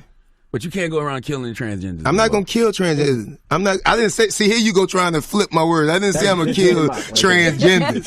I said, if one did that to me. If you had sex with one and then they didn't tell me, I'm going to be so mad, I'm probably going to want to kill. Okay, first of all, for me to pick rap stars or whatever these guys are. He was a comedian. All right, well, he talks like a rap star. Mm-hmm. For me to pick them over another group tells you how far down the barrel we're going for these stories right now. But I agree with him. And I think that at the very least, if somebody out there is transgendered and they have sex with a straight person under false pretenses, right, for lack of a better word, that ought to be at least akin to rape. And it ought to be treated every bit as harshly because he's right. You've now made a straight guy commit a gay act, right? That's not something as a guy I can't even imagine. I don't know how I would feel utterly violated the way a woman must feel violated when she's raped. Okay. I think you're conflating two issues, okay, or two feelings, right? I believe that the rape culture has been overblown to include way too many things. Agreed, okay? 100%. Where I disagree with you on this is these two parties were consenting. No, right? Not to the same thing, though. I agree with you. What was the other word that you used? False pretenses? No. We'll edit this out, don't worry. No, yeah, 5, 4, 3, 2. But first of all, both parties are consenting to the sex, okay, to the act of sex. Yes, that's the case. I think the lawyer in me, or the amateur lawyer in me, tells me that's not true. The amateur lawyer. Well, yeah, that tells me that's not true. That you're theoretically speaking, right? You're consenting to this. No, I'm sorry. You're not consenting to it any more than. Okay. Let's put it this way. Rape, I'm trying to keep this G-rated. Is a forced act, I believe. Okay, so let's go with this. It's a fooling somebody into voluntarily doing something is no is no different. No, I disagree with that. I'm talking about forced sexual intercourse. So, but rape isn't about. You're getting me to defend this. No, the listen, other side here. Liberals will always tell you rape is not about sex; it's about power. Right? True. So it's an emotional. Okay, that's a great point, because liberals would fall apart on that argument in this case, because if it's about power, then that transgendered person has power over the other individual by deceiving them. Correct. Right. But my point being, where I just don't agree with you is equating this to rape. And the reason why I say that is because let's say it's a transgender woman, you're not forcing that guy to have sex with her. Okay. Is it deceptive? I agree with you. It is deceptive. Okay. I agree that there's not a physical force, right? I'd have to think this out so I could word it better, because I'm sure that I'm sure that I'm thinking. Think about that while I read this out then, okay? I'm going to reclaim my time. So Lil Duval, whose real name is Roland Powell, uttered his statement after one of the hosts asked him how he'd react if he found out the woman had been dating and having sex and turned out to be a transgender. He said, I ain't a girl, I met a boy. That mean I met a boy. I have to read exactly like you said. So they go through this whole exchange. We listen to the exchange and everything. So here's what Lil Duval said. As to whether comedians should have to be politically correct, he said, we do, but we shouldn't. I can say that I want and do what I want. People understand where I'm coming from. They know I'm not coming from a place of malice. They know I'm just speaking my mind, just like Joan Rivers used to be. That's the best thing about being a comedian, I think. You say what you want to say, and you say how you feel, and people take it, and some people don't. So transgender actress Laverne Cox, who appears in the Netflix series Orange is the New Black, took the comedian to task by saying some folks think it's okay to joke about wanting to kill us. We have free speech, but that speech has consequences, and trans folks are experiencing the negative consequences with our lives. It hurts my spirit because this isn't funny. Our lives matter. Trans murder isn't a joke. I agree. Here's the thing. I don't give a hell about her spirit. Her spirit should be her concern. Yeah. Oh, yeah. It hurts my spirit. Your spirit, sweetheart, is your problem, not mine. All right? And that's the snowflake mentality right there. That's that I am supposed to accept responsibility for your feelings. They're your feelings, and I don't care about them, and they're not my responsibility. So let me go into a little bit more here. So I found that this was an interesting case that this article and this interview that he was a part of actually came out this week, because I am in the midst of a conversation on literally this exact topic with two other people, one being an ultra liberal progressive person that I'm acquainted with, and a friend who is bombastically conservative Republican, right? So I think you two would get along, right? Like the stuff you say on Facebook, you're making your point while being over the top to like get that attention. That's because you get it. Well, right. Exactly. And I get that. I know that you're being over the top. And if you're like, oh, here's the new bill, read it. Nobody freaking clicks on that. Exactly. But, you want to grab their attention. You want to grab Then I want to have a serious conversation. Exactly. So he is throwing out these comparisons of like, just crazy things. I could pull it up on my phone, but I don't want to do that right now. But so I found it interesting because I went to see a movie. It was the new Guardians of the Galaxy movie, and I had this exact conversation because there were two things going on at that time. There was a news story where they had like 3 transgender women that were hanging out together at the beach, and they did a news story on how they're upset that men don't find them attractive and don't want to sleep with them, right? I was like, okay, I took this story in the back of my mind. I wanted to see what my liberal friend thought. Then the other story was about Rachel Dosnell.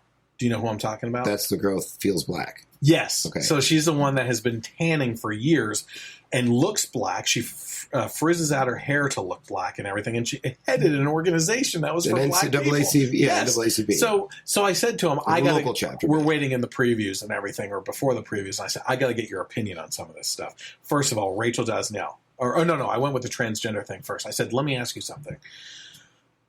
How do you feel about the transgender community being open and honest about who they are and what they've transitioned from as they get into a sexual encounter situation or a dating situation?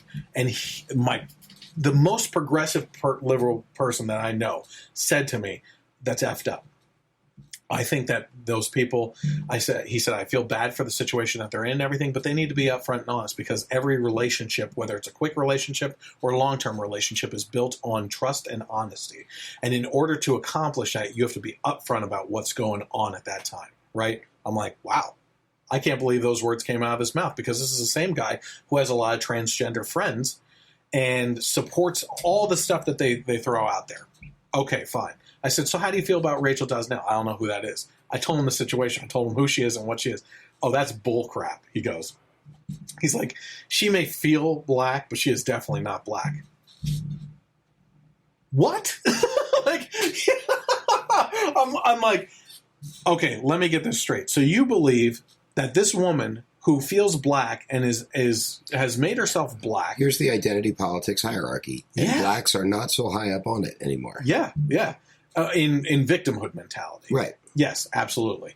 But so he's saying that it's completely fabricated, that this woman who believes that she's black has transitioned to being black, that's completely phony. Right. But a person who believes that they're this gender and transitions from a different gender is not phony. Well, as we all know, the left tends to deny science.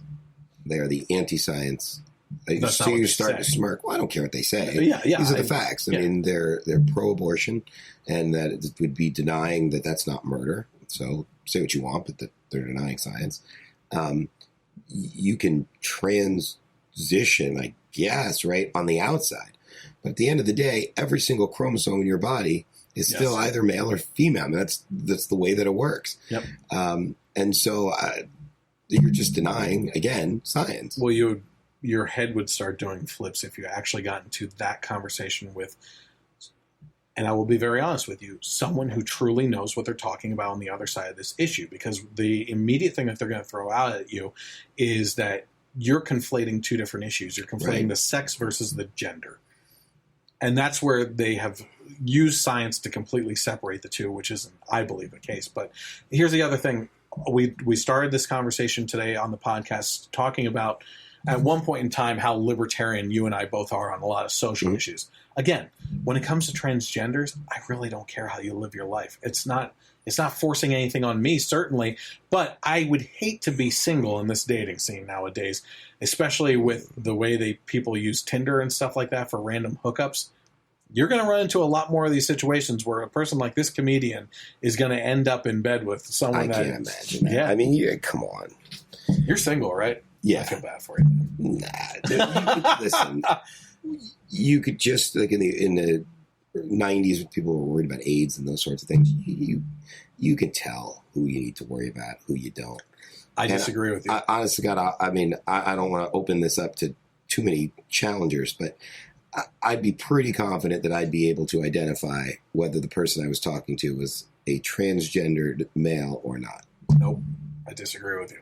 I really do. I was involved in a public situation where I fought, and this is where it gets all screwed up all the time. And the reason why I don't bring this up that often is because it's, again, conflating two different issues. We were part of a group of families that fought against an open bathroom policy based on what you identify with in the school district, right? Mm-hmm. And we tried to fight that based on safety concerns. Well, the other side felt that they had to argue that we were attacking transgenders. Had nothing to do with the transgenders being in a school opened up this new policy, but it had nothing to do with the argument. The argument being that you can use a bathroom that you identify with. No regulations, okay?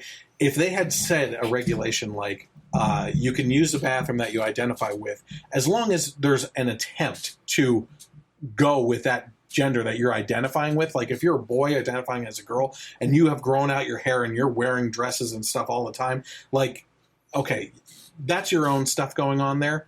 Go ahead and do that. But you have just opened it up to guys just walking right in and saying, oh, I identify as this today. Gender fluid is one of these new terms and everything where you could be one thing one day or any minute. Like you know? Say. So, but my point being that during that situation, the other side in that argument brought in a multitude of things. They brought in lawyers that represent the LGBT community into this setting. They brought a doctor that specializes in gender dysphoria. They brought in transgender adults that have transitioned already. And I can tell you right now, to your point on what I was trying to tell you, is that this transgender male who used to be a female, full beard and everything, if this person had walked into the bathroom behind me, I would never have taken a second look. Very different than dating, by the way. But I'm not sure with your audience how honest you want me to be on this subject. It's a way. I think the whole thing is, I don't, how people dress, I don't care. What they want to call themselves, I don't care. But, geez, like, life is hard. It is, right? And I don't have any interest in kowtowing to people's emotional fantasies. And that's what this is, by and large, an emotional fantasy. And when I hear about schools, and I get real protective when it comes to kid issues and things like that, and I hear about lawyers being brought in and blah, blah, blah, blah, blah. And then I think maybe armed civil conflict is the only way to resolve. I don't even mean it funny, and I'm certainly not wishing for it. But when two groups of people who are so diametrically opposed have to mix, because we have one public school. We're not going to have one public school for me and one for you. We're going to have one public school. And so on down the line. When these things are being forced with such virulent disrespect, right? What about the people that are just trying to lead clean, decent, moral lives, who are good, honest, hardworking people who don't want to get involved, in issues like this nonsense, right? Those are the people that I am. Those are the people that I would like to protect. And the rest is just a sideshow. I don't much. So we're actually kind of running out of time, so I'm going to try to go through the next stuff pretty quickly. But we had Politicon last weekend, and I don't believe I'm going to be able to get through all the clips here on them because I have about 8 different clips. But let's try to get through some of them. So first was the debate between Tomi Lahren and Chelsea Handler. Okay, so let's take a look at one of the highlights from that. I do want to help people. I want people to have health care. I want people to feel safe. I want people to pay into a system that's going to return the favor, if and when they need it. Most people end up needing medical care. It's not like elective, you know? No, I understand. It's kind of like a basic fundamental right. Right, but not for me. I believe it is my right to purchase healthcare. I don't believe it's my right to pay for it for other people. I also think that the universal healthcare system fails. I think it fails the very people, because you and it's so easy to say, and I'm glad you don't. It's so easy for us to say, well, I could sit here and say, you just want government control, and you could sit here and say, oh, well, you hate sick and poor people. And that's a discussion I don't want to have. Luckily, that's not one we're having. Yeah. But for me, we all want what's best for people. I just believe that limited government is the way to do it. I don't think that government does well in healthcare. I think it's proven by the VA that the government doesn't do well in healthcare. So we need to find alternatives. What's right now is not working. What we had before Obamacare was not working. I think you increase competition. I think that's the way to do it. And I also believe in allowing states to take more control. I think that will help them effectively manage their own citizens, because every state is so different. I think putting more in the hands of the states. If you have a state that needs to expand Medicaid and you need those Medicaid dollars, then that state needs to decide it for itself. But every state isn't created equal. And that's where I align on that. It's just, I think that the free marketplace does better than the government. So do you have a health care plan or no? Well, luckily, I'm 24, so I am still on my parents. And to say, yeah, you can laugh. You can laugh. I pay my parents for it. So I'm going to cut that clip a little short because of time constraints here and everything. It's unfortunate she fell apart there, right? And the reason being that she is essentially admitted to being on her parents' health care plan through the benefits of Obamacare, right? Which is she's railing against throughout the rest of the clip here. But it's unfortunate because just earlier she was making a great point that was overlooked because of that failure on her part, which is the difference between a commodity and a right. You have a right to pursue health care, which is a right, okay?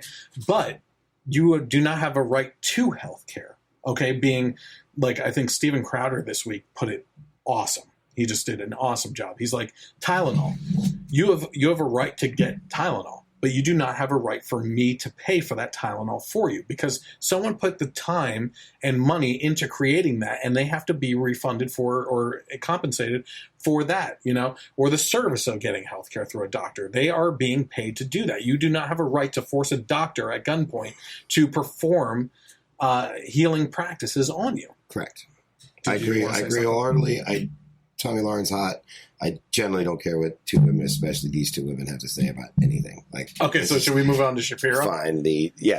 That's fine. It'd be like two cheerleaders, right? They're fun to watch, but do we really want to? Do you really want to hear their opinions on important issues of the day? I couldn't care less. Okay, so funny thing Shapiro, we could do all day. Yeah, love Shapiro. Funny thing about Tomi Lahren is I've railed against her for quite some time now, especially when she was at the Blaze. And when she went through the firing, I defended the firing of her because of her tactics of how she approaches things and how she can't defend herself on her points. She uses conservative points, but she doesn't have the facts or the knowledge to back up those points. No, I never thought she was. And she's always giving monologues, is kind of what she was known for. It kind of reminds me of American Idol, right? Where the best part about American Idol. I don't think I've ever seen American Idol. That's the singing one, right? Yeah, I know what it is. Yeah. But the best part, everybody loves that initial phase within the first star of the show where you're going through all the auditions and there's these horrible people that can't sing for crap, right? And all you're thinking, all everyone is ever thinking is... Come to my show tonight and see some of that. All people are ever thinking, though, is how could their parents or friends have ever not told them, do not do this. You're not good enough to get onto that. Why were they never had an honest conversation? This is back to that everybody tells you you're special. Yes, and I think that's what happens with Tomi. She's hot. Yes, she's hot. But beyond that, she has very surface level arguments for conservatism and is not a good representative of the conservative movement being able to defend those points with actual facts and historical context and everything else. Yeah, I agree completely. Okay, good. Then we're on the same page. Let's go to Shapiro. So when you say tax revenue is at its highest point, now you know that that's misleading because everything economically is at its highest point, meaning that we have a lot more people in the country than we did in the 1950s and 60s, so hence we are collecting more overall taxes. But the reality is, as a percentage, it is clearly down. The top bracket now is around 39%. It used to be at 91%. That's inarguable. Our economy is significantly larger than it was then, and part of that is because of reductions in taxes over previous decades. Well, we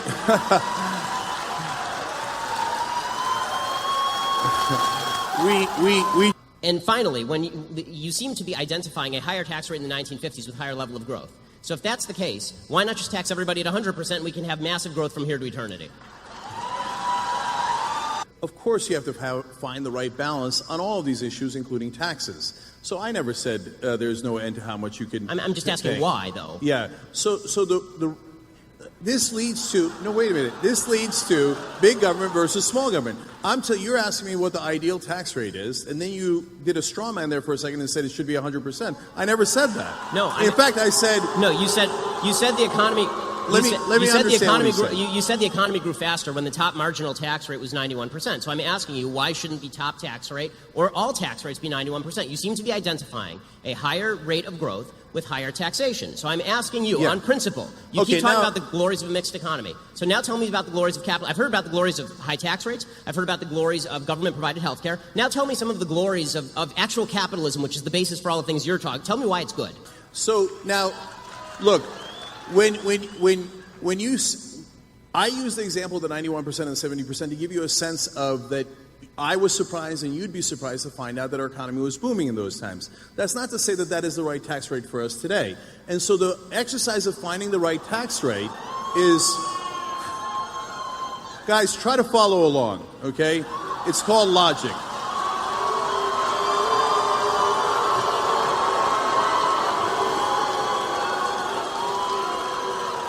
It would be preposterous to set the tax rate at 0. It would be preposterous to set it at 100%. So what we have to do as a society is figure out where we can maximize the most amount of good for the country. Should it be closer to 0 or closer for the to government, 100? but not too much away from us. So, for example, the reason why when taxes are higher, it winds up being better for the economy is because it recirculates the money.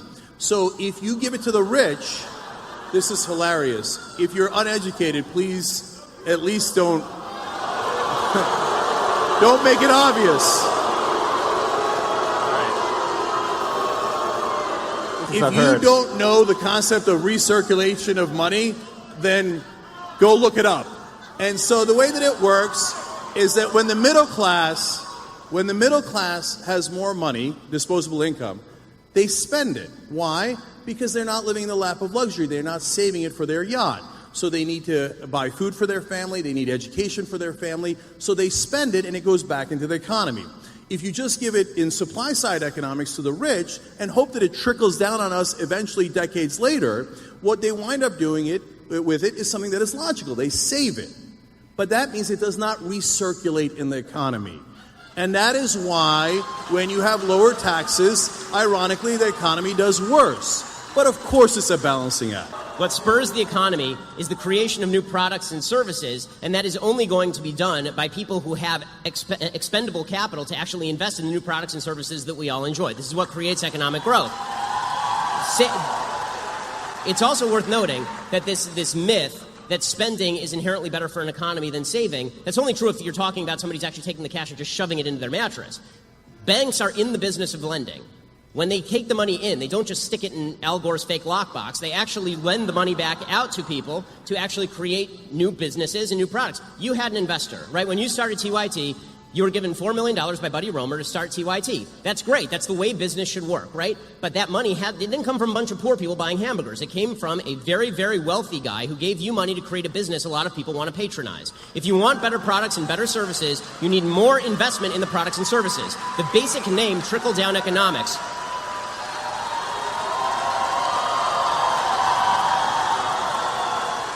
The basic name trickle-down economics is not something that any conservative even proposed. It's a leftist revision of what economics actually is, because you're not giving me the money.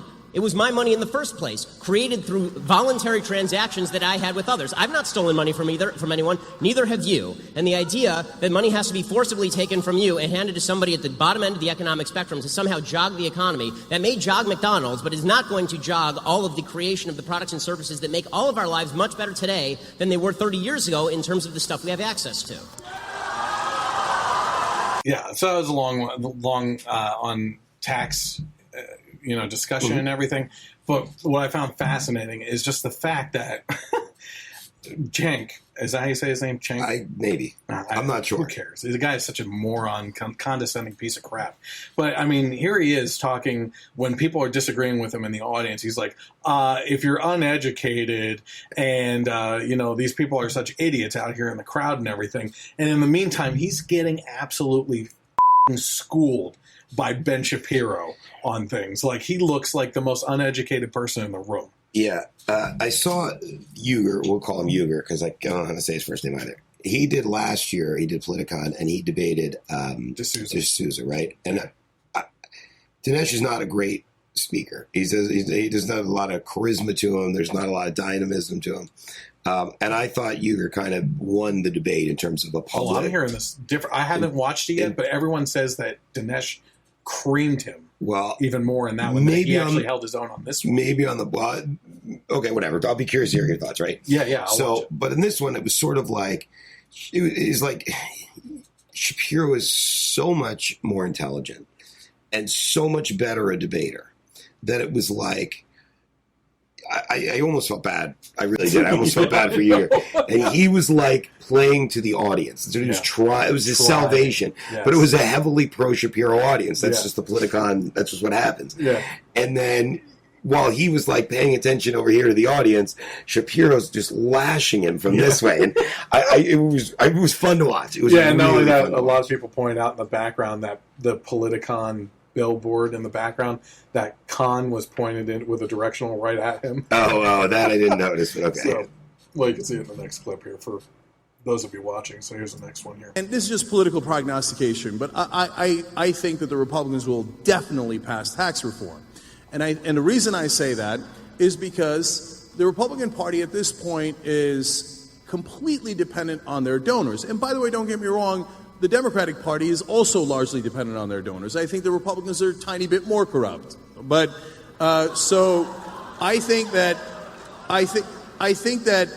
their donors are going to demand those tax cuts. And if I am right, and we'll all see this, because it's something that's going to happen later, not something that has happened, they will do everything. They will move mountains to make sure that those rich donors and corporations will get their tax cuts. So, and finally, as far as the idea that Republicans pass tax cuts because they're beholden to their donors, okay, and Democrats pass tax increases because the unions give them hundreds of millions of dollars every year, and I don't see Democrats complain about this. So, you got me there. The unions give money to the Democrats. So, am I Are you angry about that? I mean, does it upset you as much as, bankers giving money to Republicans? No. The corporations give way more than the unions. So it depends which corporations. That's not really okay. true. Look it up. You can Google it. It's really easy. So again, he's talking down to the crowd that they don't know what they're talking about. And actually, if you look at donor lists, unions give the majority of what in the donation lists. They're at the top for Democrats. Mm-hmm. Unions are always at the top. So he's absolutely wrong on that. Anything on that real quick? I don't know how deeply you want to get into it. It's kind of hard to do surface level right now. Kind of hard to talk over Shapiro because he does such a perfect, succinct job. Puts it into layman's terms. He's the closest thing we have to Milton Friedman today. Yeah. He should keep talking. And if you haven't seen him or you don't know who he is, guys, get on YouTube and start watching both Milton Friedman and Ben Shapiro, both of them. Yeah. So I just want to get to the one Shapiro clip where he's talking about Bernie Sanders, and we'll end it on that one. Then. You can't run ads within a certain period of time. You have public financing versus private financing. Those are rules around an election. That is a completely different issue than the government saying randomly you can and you can't invest in businesses. Why? So you're conflating those two issues that have nothing to do with one another. Why?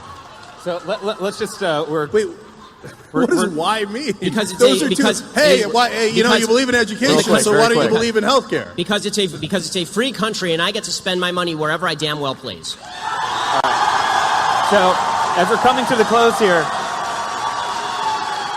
And you can't just spend your money anywhere you want. Of course there are rules. You can't bribe people. Right. There's many things you can't do with your money. And one of those should be bribing politicians, but we made it legal. So I'm curious what your opinion on that is. Do you think that they're just golly shucks? They just mean well? And Cenk, you're a lawyer, so you know that bribery requires two parties to the bribe. If I give money to a politician, there must be something in return. If there is no quid pro quo, there is no bribery. You think there's nothing in return? Well, you think the politicians don't do those favors? I think very often there is something in return. But I want you to point me to the things that are in return, not just say that all spending on politics ought to be forbidden except for the Young Turks. No, that is of course not what we say.